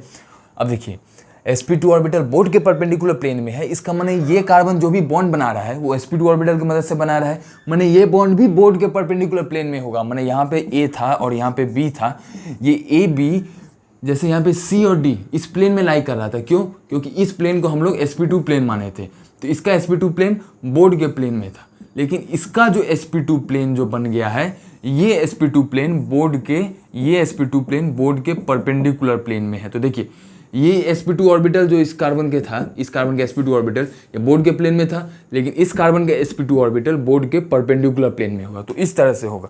तो देख लीजिए हम लोग इसको इस तरह से सोच सकते हैं, ये sp2 ऑर्बिटल ये बोर्ड का प्लेन, ये sp2 ऑर्बिटल ये बोर्ड का प्लेन, लेकिन ये वाला ऑर्बिटल बोर्ड के परपेंडिकुलर प्लेन में होगा। तो इस तरह से ओवरलैप होता है। तो देखिए, तो इसको अगर आप बोर्ड का प्लेन पकड़ेंगे तो अब हमारा परपेंडिकुलर कुछ इस तरह से बन जाएगा। तो इस तरह से होता है। तो क्यूमुलिन में हमको ये याद रखना है कि एक डबल बॉन्ड प्लेन में होता है तो दूसरा डबल बॉन्ड उसके परपेंडिकुलर प्लेन में होता है। तो ये डबल बॉन्ड इस प्लेन में है तो दूसरा डबल बॉन्ड इसके परपेंडिकुलर प्लेन में होगा। अब दूसरा डबल बॉन्ड जो कि ये डबल बॉन्ड है परपेंडिकुलर प्लेन में है, माने इससे ऊपर में जुड़ा हुआ ग्रुप और नीचे में जुड़ा हुआ ग्रुप, ये सब ग्रुप ऊपर नीचे नहीं है बल्कि बोर्ड के परपेंडिकुलर प्लेन में है। क्यों बोर्ड के परपेंडिकुलर प्लेन में है? क्योंकि ये जो ऑर्बिटल है ये खुद ही बोर्ड के परपेंडिकुलर में है। तो खुद ही बोर्ड के परपेंडिकुलर में है तो इससे जुड़ा हुआ ऑर्बिटल बॉन्ड भी बोर्ड के परपेंडिकुलर प्लेन में ही होगा। इसका माने यहाँ पे C और D बोर्ड के प्लेन में था, लेकिन यहाँ पे A और यहाँ पे B बोर्ड के परपेंडिकुलर प्लेन में होगा। तो A B को हम लोग इस तरह से शो करेंगे, A को वेज कर दिए हैं और B को डैश से रिप्रेजेंट करते हैं। तो देखिए यहाँ पे स्ट्रक्चर इस तरह से स्ट्रक्चर बन जाएगा। देखिए C और D इस प्लेन में, A और B परपेंडिकुलर प्लेन में। अब A और B परपेंडिकुलर प्लेन में हो गया तो हम लोग जानते हैं कि कभी भी दोनों ग्रुप वो दोनों ग्रुप को परपेंडिकुलर प्लेन में नहीं होना चाहिए। परपेंडिकुलर प्लेन में होने से ज्योमेट्रिकल आइसोमर नहीं बन पाएगा। क्यों नहीं बन पाएगा? तो उसके लिए देखिए इसका हम लोग ज्योमेट्रिकल आइसोमर बना के चेक करते हैं। ज्योमेट्रिकल आइसोमर बनाने का क्या तरीका है? इसी मॉलिक्यूल को लिख दीजिए एक बार, C डबल बॉन्डेड C को लिख दिए। CD को ज्योमेट्रिकल आइसोमर बनाने का रूल ये होता है कि दो सेंटर में से एक सेंटर के ग्रुप को फिक्स कर लीजिए। तो इस सेंटर के ग्रुप को मैंने फिक्स कर दिया, इसमें C ऊपर था, इसमें D नीचे है, तो इसका C ऊपर D नीचे है। इस सेंटर के ग्रुप को चेंज नहीं कर रहे हैं। यहाँ पे भी जो ग्रुप ऊपर रहेगा उस ग्रुप को ऊपर नहीं रखना है। जिस सेंटर को फिक्स करेंगे उस सेंटर के साथ जो भी ग्रुप जुड़ा है उसका कॉन्फ़िगरेशन को चेंज नहीं करेंगे, क्योंकि उस सेंटर को फिक्स रख दिए। तो यहाँ पे C ऊपर D नीचे, C ऊपर D नीचे, तो C को ऊपर में ही रखेंगे, D को नीचे में रखेंगे। और दूसरे सेंटर के ग्रुप को चेंज कर दीजिए, मैंने जो ग्रुप ऊपर था उसको नीचे कर दीजिए, जो नीचे था उसको ऊपर कर दीजिए। तो यहाँ पे तो ऊपर नीचे कोई था ही नहीं। यहाँ पे A जो था वो बोर्ड के इस प्लेन में है, बोर्ड से निकला हुआ है, मैंने A कुछ यहाँ पर है, और B जो है बोर्ड के भीतर में, बोर्ड के इसको बोर्ड का प्लेन मानिए, तो B इस बोर्ड के भीतर में इस तरह से ढुक गया है। B माने A ऊपर में है, B नीचे में है, तो इसको उल्टा देंगे तो क्या होगा? A बोर्ड के बाहर था, B बोर्ड के भीतर में था, तो जो बाहर था वो भीतर चला जाएगा और जो भीतर था वो बाहर आ जाएगा। तो भीतर में था B, तो B आ जाएगा बाहर। तो देखिए B को कर दिए हैं बाहर, और A था बाहर, तो A को कर देंगे भीतर में। अब ये मत सोचिए कि A ऊपर में नीचे में, A ऊपर में नीचे में नहीं है, A यहाँ पर है A, और B एकदम बोर्ड से इतना दूर बोर्ड के भीतर में है B। तो यहाँ पे A को, अब यहाँ पे A बाहर में था तो यहाँ पे A को भीतर कर दिए, और B भीतर में था तो B को बाहर कर दिए। अब हमको ये इसका ज्योमेट्रिकल आइसोमर बन गया, हम लोग बना दिए हैं। यही बनाने का तरीका होता है कि एक सेंटर के ग्रुप को फिक्स करिए और दूसरे सेंटर के ग्रुप को जस्ट पलट दीजिए। तो पलट दिए हैं, जो भीतर में था बाहर कर दिए, बाहर में था पलट भीतर कर दिए। अब ये इसका ज्योमेट्रिकल आइसोमर तब हो पाएगा जब ज्योमेट्री में डिफरेंस होगा, क्योंकि ज्योमेट्री में डिफरेंस होता है तभी ज्योमेट्रिकल आइसोमर बन पाता है। अब हमको ज्योमेट्री चेक करना है। ज्योमेट्री कैसे चेक करते हैं? डिस्टेंस की मदद से चेक करते हैं। तो अब हमको डिस्टेंस की मदद से ज्योमेट्री चेक करना पड़ेगा, जरूर डिस्टेंस की मदद से ज्योमेट्री चेक करना पड़ेगा। तो किसके बीच में डिस्टेंस ले? कोई भी दो ग्रुप के बीच में डिस्टेंस लीजिए, लेकिन वो दोनों ग्रुप को फिक्स रखना पड़ेगा। माने इस मॉलिक्यूल में A और C के बीच में डिस्टेंस लेंगे तो इस मॉलिक्यूल में भी A और C के बीच में डिस्टेंस लेना है। तो इस मॉलिक्यूल में हम लोग A और D के बीच में डिस्टेंस ले लेते हैं। A और D के बीच में डिस्टेंस नहीं लेंगे, A और C के बीच में डिस्टेंस ले लेते हैं। तो देखिए यहाँ पे हम लोग क्या कर रहे हैं कि A को यहाँ पे हम लोग इसको इस तरह से रिप्रेजेंट कर देते हैं। यहाँ पे मान लीजिए यहाँ पे है हमारा, यहाँ पे B कर देते हैं, यहाँ पे B और यहाँ पे बात तो एक ही हुआ, कोई डिफरेंस नहीं है। A बाहर था, A को भीतर कर दिए, B भीतर था तो B को बाहर कर दिए। यहाँ पे ऊपर नीचे का बात नहीं है, ऊपर नीचे से कोई फर्क नहीं पड़ता है। ये B बाहर में है, A भीतर में है। अब देखिए हम लोग को डिस्टेंस लेना है, तो डिस्टेंस किसके बीच में ले लें? A और D के बीच में डिस्टेंस ले लेते हैं। तो इसमें A और D के बीच में डिस्टेंस लेंगे, A और D के बीच में डिस्टेंस ले। अभी हम लोग चेक कर रहे हैं कि ज्योमेट्रिकल आइसोमर ये इसका बन पाया या नहीं। ज्योमेट्रिकल आइसोमर कब बन पाएगा? जब ज्योमेट्री डिफरेंट होगा। ज्योमेट्री कब डिफरेंट होगा? जब कोई भी दो पार्टिकुलर एटम के बीच का डिस्टेंस डिफरेंट होगा। तो हम लोग डिस्टेंस चेक करें, अगर डिस्टेंस डिफरेंट हो गया तब तो ज्योमेट्रिकल आइसोमर ये शो करेगा, लेकिन डिस्टेंस बराबर हो गया तब ज्योमेट्रिकल आइसोमर जब नहीं शो कर पाएगा। तो A प्लेन के बाहर में है, माने कुछ यहाँ पर है, और D यहाँ पर है। तो देखिए कार्बन है यहाँ पे, और A कार्बन के परपेंडिकुलर बोर्ड के प्लेन में A यहाँ पर है। तो A से D का डिस्टेंस को L1 पकड़ रहे हैं, तो ये डिस्टेंस को हम लोग L1 पकड़ रहे हैं। और इस मॉलिक्यूल में भी A से D का डिस्टेंस को ही पकड़ना है, तो A से D का डिस्टेंस को यहाँ पे L2 पकड़ रहे हैं। अगर L1 L2 के बराबर हो जाए, माने ज्योमेट्री बराबर, तो ज्योमेट्रिकल आइसोमर कहाँ से होगा? ज्योमेट्रिकल आइसोमर तभी होता है जब ज्योमेट्री डिफरेंट होता है। ज्योमेट्री डिफरेंट होना माने डिस्टेंस को डिफरेंट होना पड़ेगा। ज्योमेट्रिकल आइसोमेरिज्म शो करने के लिए डिस्टेंस को डिफरेंट होना पड़ेगा, लेकिन डिस्टेंस बराबर माने ज्योमेट्री बराबर तो ज्योमेट्रिकल आइसोमेरिज्म नहीं हो सकता है। अब डिस्टेंस को देखिए, ए से डी का डिस्टेंस L1, ए कहाँ पर है, ए यहाँ पर ऊपर में नहीं है, ए बोर्ड के परपेंडिकुलर प्लेन में यहाँ पर है ए, तो यहाँ से डी का डिस्टेंस, तो देखिए यहाँ पर है ए और यहाँ से डी का डिस्टेंस, तो यहाँ से डी का डिस्टेंस कुछ ये डिस्टेंस हो जाएगा, यहाँ से चलेंगे ये है पॉइंट P, यहाँ से चलेंगे डी को ये डिस्टेंस पकड़ेंगे तो ये हो जाएगा L1। अब L2 क्या है, ए से डी का डिस्टेंस, ए कहाँ पर है, ए यहाँ पर है क्या, ए यहाँ पर नहीं है, ए है बोर्ड के भीतर में है, तो इसको हम लोग बोर्ड का प्लेन मान रहे हैं, तो ए बोर्ड के भीतर में होगा, कुछ यहाँ पर होगा, तो यहाँ से अब डी कहाँ पर है, डी यहाँ पर है, तो हमको यहाँ से डी पर जाना है, तो यहाँ से डी पर जाना है, तो इसको 3D आपको सोचना पड़ेगा कि ये बोर्ड के भीतर में है। अब जैसे इस तरह से सोचिए कि ये हमारा एक प्लेन हो गया, ये एक प्लेन है और दूसरा प्लेन इस तरह का, ये दूसरा प्लेन हमारे पास ये प्लेन है, तो दो ठो प्लेन है, दो ठो प्लेन परपेंडिकुलर है। अब यहाँ पर ए कहाँ पर है, देखिए ये हमारा हो गया एक्सिस, ये हो गया एक्सिस, ये हो गया वाई एक्सिस, ये हो गया हमारा जेड एक्सिस और ये हो गया एक्स एक्सिस, तो एक्स वाई जेड एक्सिस निर्धारित कर लिए है। ए कहाँ पर है, ए जेड एक्सिस में है, तो ए कुछ ए जेड एक्सिस में, ए को यहाँ पे मान लीजिए, ए यहाँ पर है, ए इसको जेड एक्सिस मान लेंगे और इसको वाई एक्सिस मान लेते हैं, तो ये है जेड एक्सिस हमारा। देखिए इस तरह से हम लोग समझ पाएंगे। अब हम लोग दो ठो प्लेन ले लेते हैं, जो दो प्लेन एक दूसरे के परपेंडिकुलर होंगे, तो एक प्लेन हो गया ये और दूसरा प्लेन हो गया ये।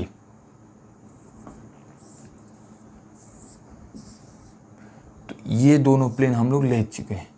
अब ये दोनों प्लेन में देखिए, ये हो गया जेड एक्सिस, ये एक्स एक्सिस, ये जेड एक्सिस, ये वाई एक्सिस, तो तीन एक्सिस को निर्धारित कर लिए हैं, x axis, y axis, z axis. A कहाँ पर है, ए जेड एक्सिस में है, तो ए कुछ इस पॉइंट पे होगा या फिर इस पॉइंट पे मान रहे हैं, ए यहाँ पर है, ए जेड एक्सिस में है, जेड एक्सिस से ए डिस्टेंस मान लीजिए। अब हमारा डी कहाँ पर है, डी तो हमारा एक्स वाई प्लेन में है, एक्स वाई प्लेन में कुछ इस जगह पे मान लीजिए, तो ये हो जाएगा हमारा एक्स वाई प्लेन, ये तो यहाँ पर है ए और डी हम लोग का कुछ इस जगह पे हो जाएगा, तो ये एक्स एक्सिस और ये वाई एक्सिस, तो एक्स वाई प्लेन में मान लेंगे, तो इसको हम लोग यहाँ पे रख लेते हैं। यहाँ पर है डी, यहाँ पर है ए, यहाँ पर है डी, तो इस मॉलिक्यूल में ए यहाँ पर और डी वहाँ पर। इस मॉलिक्यूल में चेक कीजिए ए कहाँ पर है, जहाँ पे ए इस मॉलिक्यूल में सी से ऊपर में था, तो इस मॉलिक्यूल में ए सी से भीतर में होगा, माने ए कुछ जेड एक्सिस से भीतर में होगा, तो कुछ यहाँ पे मान लेंगे, तो यहाँ पर है ए। अब चेक कीजिए क्या ए से डी का डिस्टेंस दोनों मॉलिक्यूल में बराबर है या डिफरेंट। ये क्या किए हैं, ये अगर पॉजिटिव जेड एक्सिस तो ये नेगेटिव जेड एक्सिस, तो यहाँ से यहाँ तक का डिस्टेंस और यहाँ से यहाँ तक का डिस्टेंस क्या बराबर है या डिफरेंट। तो यहाँ से यहाँ तक का डिस्टेंस L1 और यहाँ से यहाँ तक का डिस्टेंस L2, ये दोनों डिस्टेंस तो देख के ही लग रहा है ये दोनों डिस्टेंस बराबर है। दोनों डिस्टेंस क्यों बराबर हो गया, क्योंकि ये 2 डायमेंशनल सिस्टम नहीं है, ये 3 डायमेंशनल सिस्टम है। ये ए बी बोर्ड के प्लेन में नहीं है, परपेंडिकुलर प्लेन में है। एक ए यहाँ पर है तो दूसरा ए बोर्ड के यहाँ पर है, एक ए यहाँ पर है तो दूसरा ए यहाँ पर है और डी यहाँ पर है, तो ए से डी का दूरी इस मॉलिक्यूल में, ए से डी का दूरी इस मॉलिक्यूल में L1 L2 बराबर, L1 L2 बराबर, तो ज्योमेट्री बराबर, ज्योमेट्री बराबर, तो ज्योमेट्रिकल आइसोमर नहीं हो पाएगा। क्यों नहीं हो पाएगा, क्योंकि एक का मॉलिक्यूल का, एक ग्रुप का प्लेन दूसरे ग्रुप के प्लेन के साथ परपेंडिकुलर है, तो एक ग्रुप का प्लेन जब दूसरे ग्रुप के प्लेन के साथ परपेंडिकुलर होता है तो ज्योमेट्रिकल आइसोमेरिज्म इसलिए नहीं होता है क्योंकि डिस्टेंस ज्योमेट्री बराबर हो जाता है। तो यहाँ पे ज्योमेट्री बराबर है, इसलिए इवन क्यूमुलिन्स में कुछ सोचना नहीं है, हमको शॉर्टकट में याद रखेंगे कि इवन क्यूमुलिन में ज्योमेट्रिकल आइसोमेरिज्म नहीं होता है। जिस तरह से हम लोग इवन क्यूमुलिन में बात किए हैं उस तरह से सेम रूल को फॉलो करना है, हम लोग स्पाइरेन्स में भी सेम रूल को फॉलो करेंगे। स्पाइरेन क्या होता है, स्पाइरेन 2 मेंबर या 2 मेंबर से ज़्यादा मेंबर का रिंग होता है, जिन दोनों रिंग के बीच में एक एटम sp3 हाइब्रिडाइज एटम हो तो उसको हम लोग स्पाइरेन बोलते हैं। तो स्पाइरेन में भी यही रूल है कि दोनों प्लेन एक दूसरे के परपेंडिकुलर होता है, तो परपेंडिकुलर जब भी प्लेन होगा तो उसमें इवन प्लेन हुआ तो इवन प्लेन में नहीं बनता है। तो देखिए अब हम लोग स्पाइरेन का बात कर लेंगे, तो देखिए अब देखिए हम लोग बात किए कि इवन में नहीं होता है, तो ऑड में कैसे हो जाता है। क्यूमुलिन्स में जब हम लोग ऑड में बोल रहे थे कि ऑड में प्रोबेबिलिटी है, हो भी सकता है नहीं हो सकता है, नहीं होगा जब ग्रुप सेम रहेगा और होगा जब ग्रुप डिफरेंट होगा। लेकिन ऑड में जब ग्रुप डिफरेंट है तब क्यों हो रहा है, क्योंकि ऑड एल्किन को इस तरह से बना देंगे ऑड क्यूमुलिन्स को, तो ऑड क्यूमुलिन देखिए अब हम लोग जानते हैं कि ये डबल बॉन्ड का ऑर्बिटल, ये डबल बॉन्ड का प्लेन sp2 प्लेन इस प्लेन में होगा, तो ये डबल बॉन्ड का प्लेन इस परपेंडिकुलर प्लेन में होगा। ये अगर इस प्लेन में है तो ये परपेंडिकुलर प्लेन में, अब ये परपेंडिकुलर प्लेन में तो ये इस प्लेन में। इसका माने क्या हुआ, ये प्लेन और ये प्लेन पैरेलल प्लेन हो गया, और जब भी पैरेलल प्लेन होगा तब तो ज्योमेट्रिकल आइसोमेरिज्म होता है। इस प्लेन और इस प्लेन में परपेंडिकुलर रिलेशन था, लेकिन ये इसका परपेंडिकुलर और फिर ये इसका परपेंडिकुलर, तो ये परपेंडिकुलर 2 बार परपेंडिकुलर जब भी रिपीट होता है तो पैरेलल बन जाता है, तो ये दोनों पैरेलल हो गए। तो ऑड में पैरेलल हो जाता है, इसलिए ऑड में प्रोबेबिलिटी बनता है। तो ऑड में तभी ज्योमेट्रिकल आइसोमेरिज्म होगा जब ग्रुप डिफरेंट रहेगा। अब स्पाइरेन में चेक कीजिए, स्पाइरेन में हम लोग 2 ऐसा रिंग ले लेते हैं, तो इस 2 मॉलिक्यूल को हम लोग स्पाइरेन बोलते हैं। तो स्पाइरेन में कुछ नहीं होता है, एक ही बात होता है स्पाइरेन में। देखिए 2 रिंग है, 2 रिंग का ये जो सेंटर है ये sp3 है, तो इसी मॉलिक्यूल को स्पाइरेन कहा जाता है। इस स्पाइरेन में हम लोग सेम रूल फॉलो करेंगे। तो देखिए स्पाइरेन में क्या है, 1 रिंग 2 रिंग, तो 2 रिंग माने इवन, तो इवन रिंग होगा तो ज्योमेट्रिकल आइसोमेरिज्म नहीं होगा। तो यहाँ पे 2 ग्रुप को जोड़ देते हैं, ए और बी इस एटम से जुड़ा है और इस ए और बी इस एटम से जुड़ा है, तो इस स्पाइरल में ज्योमेट्रिकल आइसोमेरिज्म नहीं होगा, क्योंकि इवन है। कैसे, 1 रिंग 2 रिंग, तो 2 रिंग है तो 2 रिंग को हम लोग इवन मानेंगे। 2 से ज़्यादा रिंग होगा कुछ इस तरह से, तो इसको हम लोग ऑड रिंग मान लेंगे। तो इस तरह से है ए बी और यहाँ पे ए और बी, तो ये देखिए यहाँ पे ऑड रिंग है, 1 रिंग दूसरा रिंग तीसरा रिंग, तो यहाँ पे 3 रिंग, यहाँ पे 2 रिंग, 2 रिंग माने इवन, 3 रिंग माने ऑड। यहाँ पे भी क्या रूल है, यहाँ पर यही रूल है, ये रिंग अगर इस प्लेन में है तो ये रिंग इसके परपेंडिकुलर प्लेन में होगा। तो एक प्लेन में दूसरा परपेंडिकुलर प्लेन में, तो जब भी 2 ग्रुप परपेंडिकुलर प्लेन में होते हैं तो उसमें ज्योमेट्रिकल आइसोमेरिज्म नहीं होता है। तो इसमें यही बात, लेकिन 3 हो गया तो कैसे यहाँ पे हो रहा है, क्योंकि एक परपेंडिकुलर तो दूसरा इसके परपेंडिकुलर, एक पैरेलल बोर्ड के पैरेलल प्लेन में तो दूसरा परपेंडिकुलर प्लेन में। अब दूसरा परपेंडिकुलर प्लेन में तो ये भी तो इसके परपेंडिकुलर होगा। अब ये परपेंडिकुलर है तो इसका परपेंडिकुलर बोर्ड का प्लेन बन जाएगा। तो ये दोनों, जैसे हम लोग अभी क्यूमुलिन में चेक किए थे कि ये इसका परपेंडिकुलर और ये उसका परपेंडिकुलर, इसका माने ये इसका पैरेलल, ये इसका परपेंडिकुलर, ये इसका परपेंडिकुलर, तो ये इसका पैरेलल। कैसे, इसको एक्स वाई प्लेन में ले लेंगे तो ये एक्स जेड प्लेन में हो जाएगा, ये एक्स जेड प्लेन में हो जाएगा, तो ये वाई एक्स प्लेन में हो जाएगा, माने ये दोनों का प्लेन बराबर।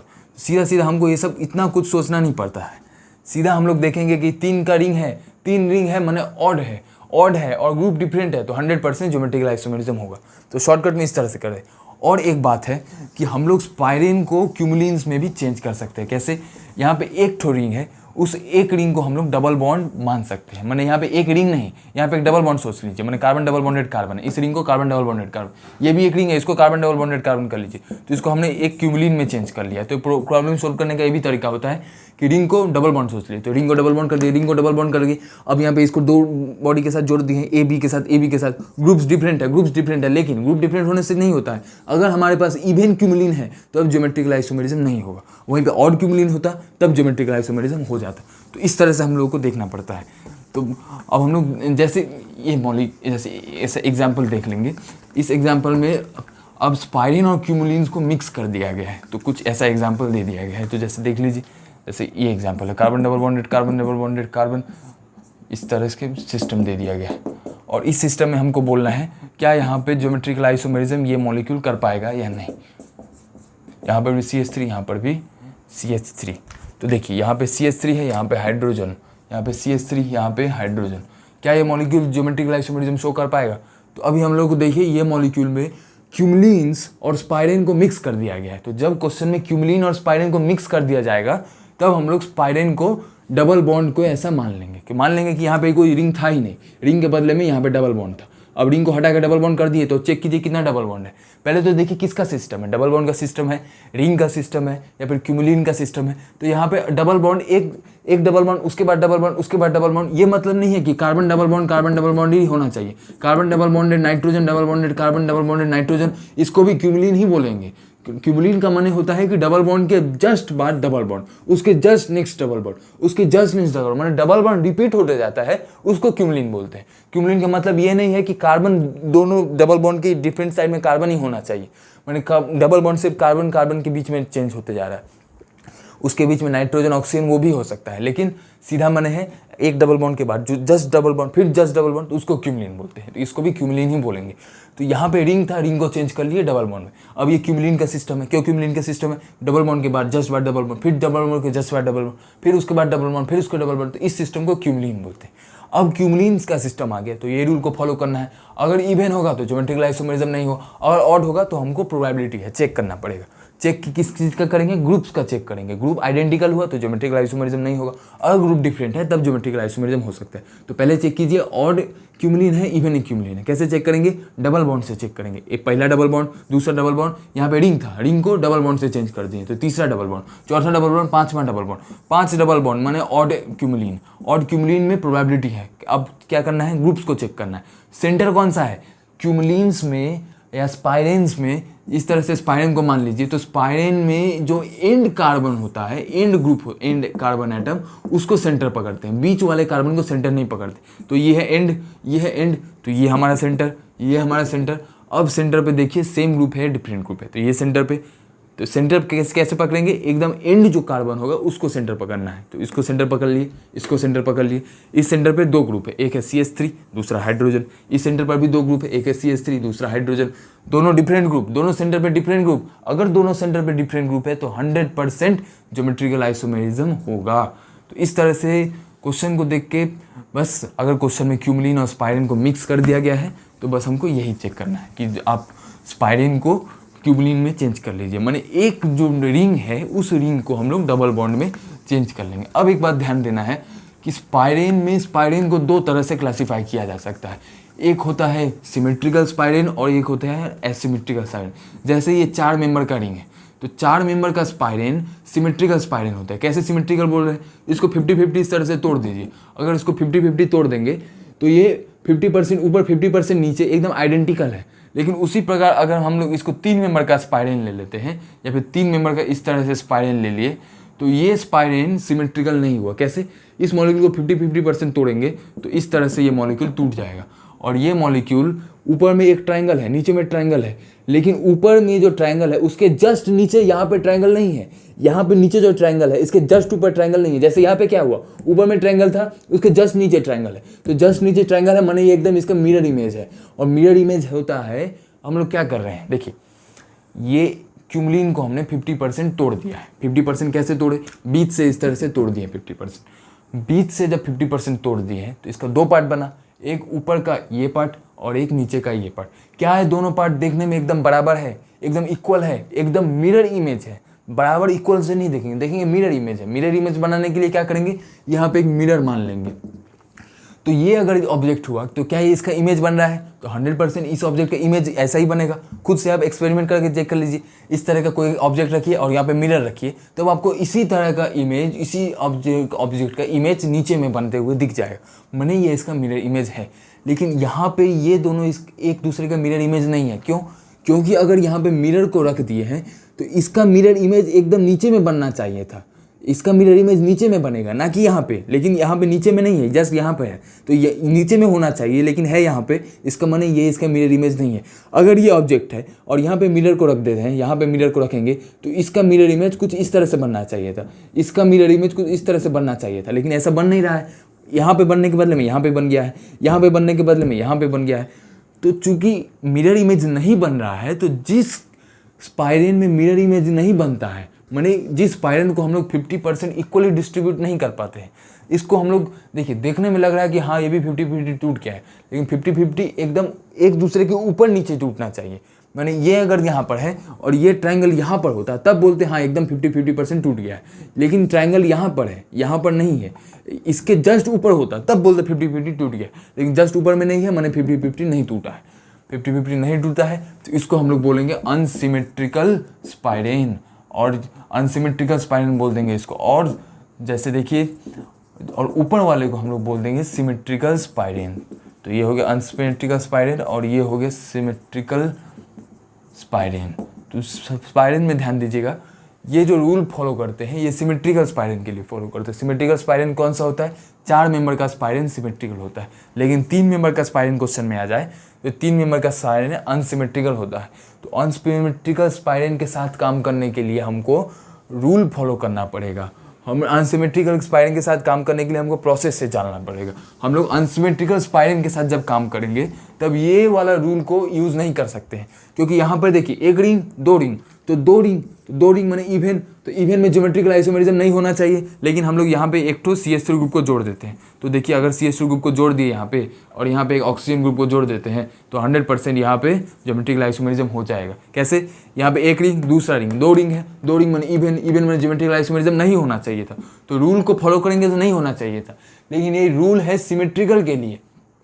तो सिमेट्रिकल का रूल को अनसिमेट्रिकल में नहीं यूज़ कर सकते हैं। जब अनसिमेट्रिकल का बात आ गया है तब हमको एक एक स्टेप बाय स्टेप करना पड़ेगा। तो यहाँ पे स्टेप क्या फॉलो कर सकते हैं? तो देखिए हम लोग स्टेप इस तरह से अनसिमेट्रिकल स्पाइरेन को सॉल्व करने का तरीका हम लोग देख लेते हैं। तो जब अनसिमेट्रिकल स्पाइरेन दिया जाएगा तो एक अनसिमेट्रिकल स्पाइरेन को ड्रॉ कर लेंगे। अनसिमेट्रिकल स्पाइरेन को हम लोग ड्रॉ कर लेते हैं। तो देखिए अनसिमेट्रिकल स्पाइरेन कुछ इस तरह से बन जाएगा। देखिए तो जैसे हम लोग एक अनसिमेट्रिकल स्पाइरेन को इस तरह से बना लेते हैं। यहाँ पे एक अनसिमेट्रिकल स्पाइरेन को यहाँ पे CH3 को जोड़ दिए है, यहाँ पे एक हाइड्रोजन को जोड़ दिए, यहाँ पे हाइड्रोजन और यहाँ पे CH3 को जोड़ दिए। तो ये हो गया अनसिमेट्रिकल स्पाइरेन। इसमें हमको चेक करना है दो रिंग है माने इवन में ज्योमेट्रिकल आइसोमेरिज्म नहीं होना चाहिए था, लेकिन अब इसमें ज्योमेट्रिकल आइसोमेरिज्म होगा। पता करने का तरीका, दो सेंटर को सिलेक्ट कीजिए। अब जो हम लोग वो जो रूल फॉलो करते थे कि स्पाइरेन में एकदम दो एंड वाला जो ग्रुप होगा, एंड वाला डबल बॉन्ड का जो एंड का एटम होता है उसको सेंटर पकड़ेंगे, उसको सेंटर पकड़ना है, उसको यहाँ पे नहीं फॉलो करेंगे। इस पे हम लोग मेथड वाइज चल रहे हैं, इस पे यहाँ पे हम लोग कोई शॉर्टकट नहीं यूज़ कर रहे हैं। तो मेथड वाइज चलने के लिए हम लोग एक सेंटर इसको पकड़ रहे हैं, दूसरा सेंटर इसको पकड़ रहे हैं।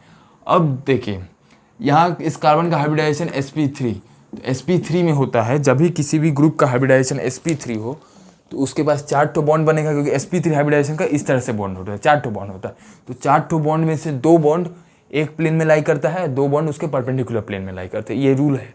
जब sp3 होता है माने टेट्राहेड्रल शेप होता है, जब टेट्राहेड्रल को 3D में विजुअलाइज कीजिएगा तब आपको दिखेगा कि 4 में से 2 एक प्लेन में रहता है और बाकी 2 बॉन्ड उसके परपेंडिकुलर प्लेन में रहता है।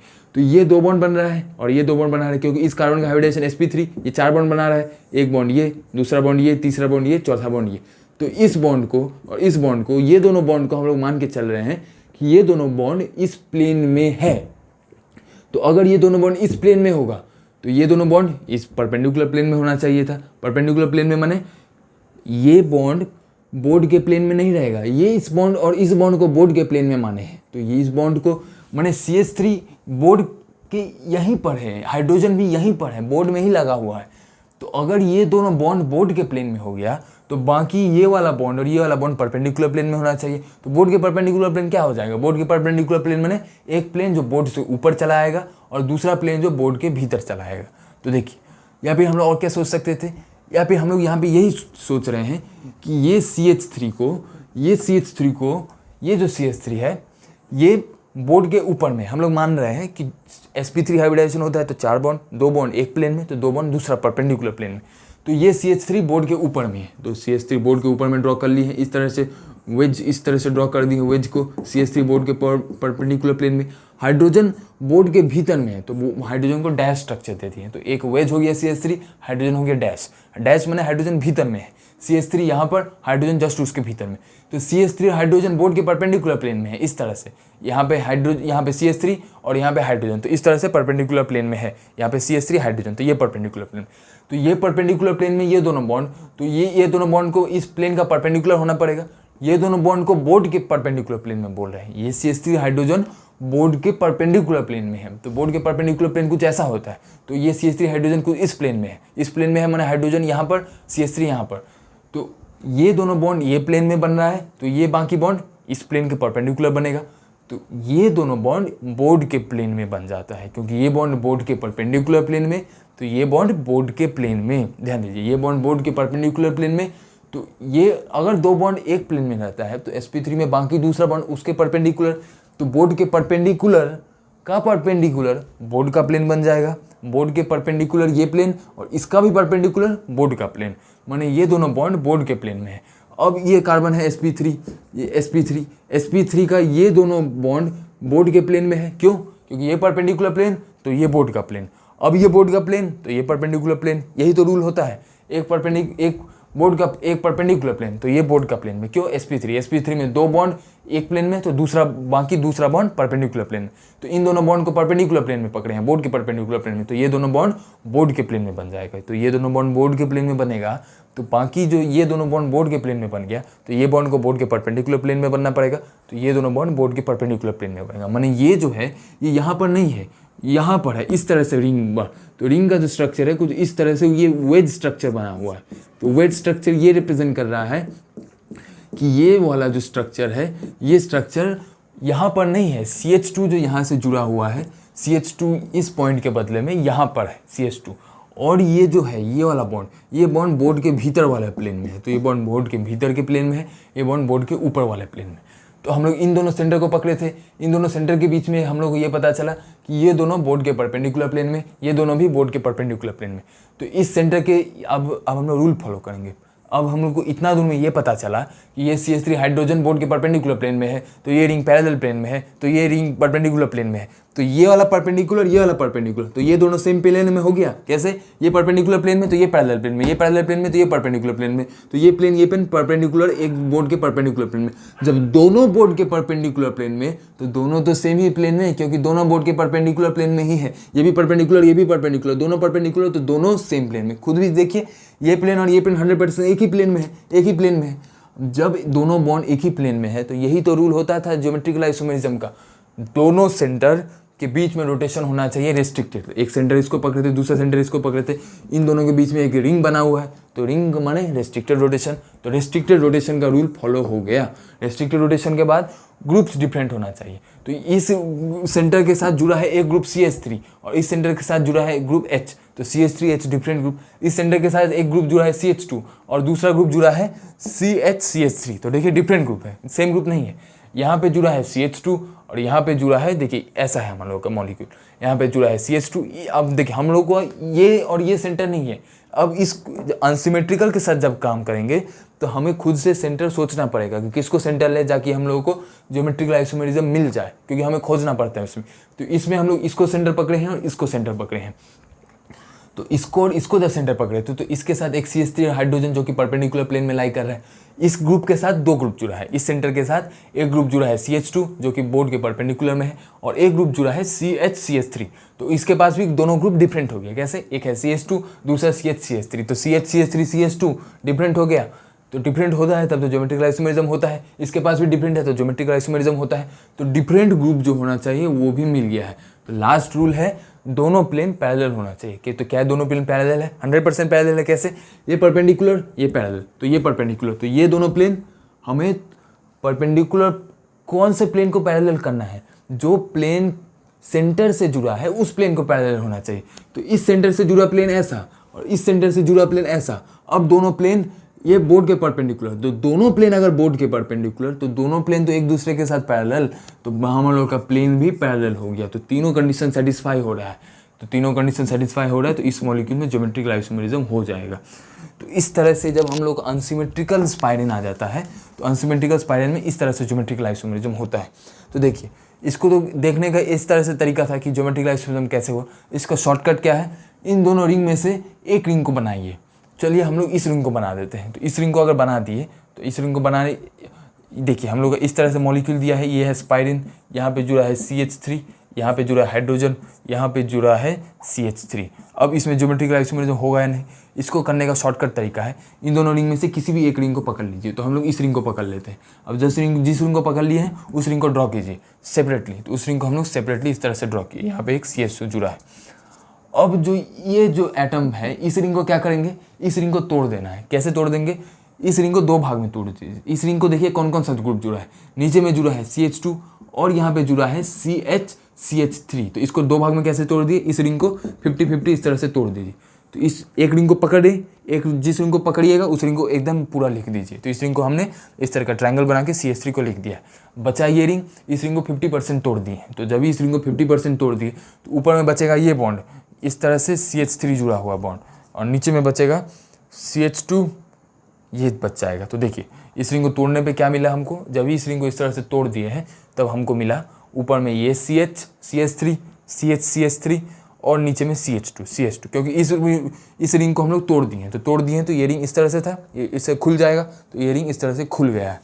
अब देखिए, अब हम लोग रिंग में चेक करेंगे कि अब हम लोग को 2 रिंग से एक रिंग कर लिए, उसके बाद देखिए रिंग में ज्योमेट्रिकल आइसोमेरिज्म होने का रूल, दोनों सेंटर का हाइब्रिडाइजेशन sp3 होना चाहिए। तो देखिए एक सेंटर ये पकड़ लिए, दूसरा सेंटर ये पकड़ लिए, इसका हाइब्रिडाइजेशन sp3, इसका हाइब्रिडाइजेशन sp3। हम लोग जो रिंग के लिए शॉर्टकट यूज़ किए थे उसी सेंटर शॉर्टकट को यूज़ करना है। 2 सेंटर मिल गया, एक सेंटर sp3, दोनों सेंटर sp3 होना चाहिए, तो दोनों सेंटर sp3 है। अब दोनों सेंटर के पास ग्रुप्स डिफरेंट होना चाहिए, तो इस सेंटर के पास एक ग्रुप जुड़ा है CH3 और दूसरा ग्रुप जुड़ा है हाइड्रोजन, तो डिफरेंट ग्रुप हो गया। इस सेंटर के साथ एक ग्रुप जुड़ा है CH3 और दूसरा ग्रुप जुड़ा है CH2, तो डिफरेंट ग्रुप हो गया। दोनों सेंटर का हाइब्रिडाइजेशन sp2, दोनों सेंटर के पास डिफरेंट ग्रुप, तो यहाँ पे Gi हो जाएगा। तो इस क्वेश्चन को सॉल्व करने का, समझने का ये तरीका था, एक्चुअल रीज़न ये, लेकिन शॉर्टकट में जब एग्जाम में कुछ सॉल्व करेंगे तो इस तरह से करना है। एक रिंग को पकड़िए और दूसरे रिंग को तोड़ दीजिए। एक रिंग को पकड़ने के बाद जब दूसरे रिंग को तोड़ दिया जाएगा तब हम लोग वहाँ से देख पाएंगे कि अनसिमेट्रिकल, और ऐसा काम सिर्फ अनसिमेट्रिकल स्पाइरेन में ही करना है। जब सिमेट्रिकल स्पाइरेन का बात आएगा तब तो हम लोग शॉर्टकट यूज़ करेंगे कि अगर हमारे पास इवन एल्कीन है और इवन स्पाइरेन है तब ज्योमेट्रिकल आइसोमेरिज्म नहीं होगा, लेकिन अगर ऑड स्पाइरेन है तब प्रोबेबिलिटी बनता है, हो भी सकता है नहीं भी हो सकता है, तो वो हमको चेक कर लेना पड़ेगा। अगर होना होगा ज्योमेट्रिकल आइसोमेरिज्म को तो दोनों सेंटर्स पे ग्रुप्स डिफरेंट रहेगा। अब स्पाइरेन और क्यूमुलिन में सेंटर कैसे सिलेक्ट करते हैं? अगर स्पाइरेन हम लोग का अनसिमेट्रिकल नहीं है तब हम लोग का सेंटर एकदम एंड वाला कार्बन सेंटर होता है, तो एंड वाला कार्बन को सेंटर पकड़ेंगे, क्यूमुलिन में भी स्पाइरेन में भी। और एक बात ध्यान रखेंगे, जब सिमेट्रिकल स्पाइरेन होता है, जैसे 4 मेंबर का स्पाइरेन, उस 4 मेंबर के स्पाइरेन को हम लोग डबल बॉन्ड्स के साथ रिप्लेस कर सकते हैं।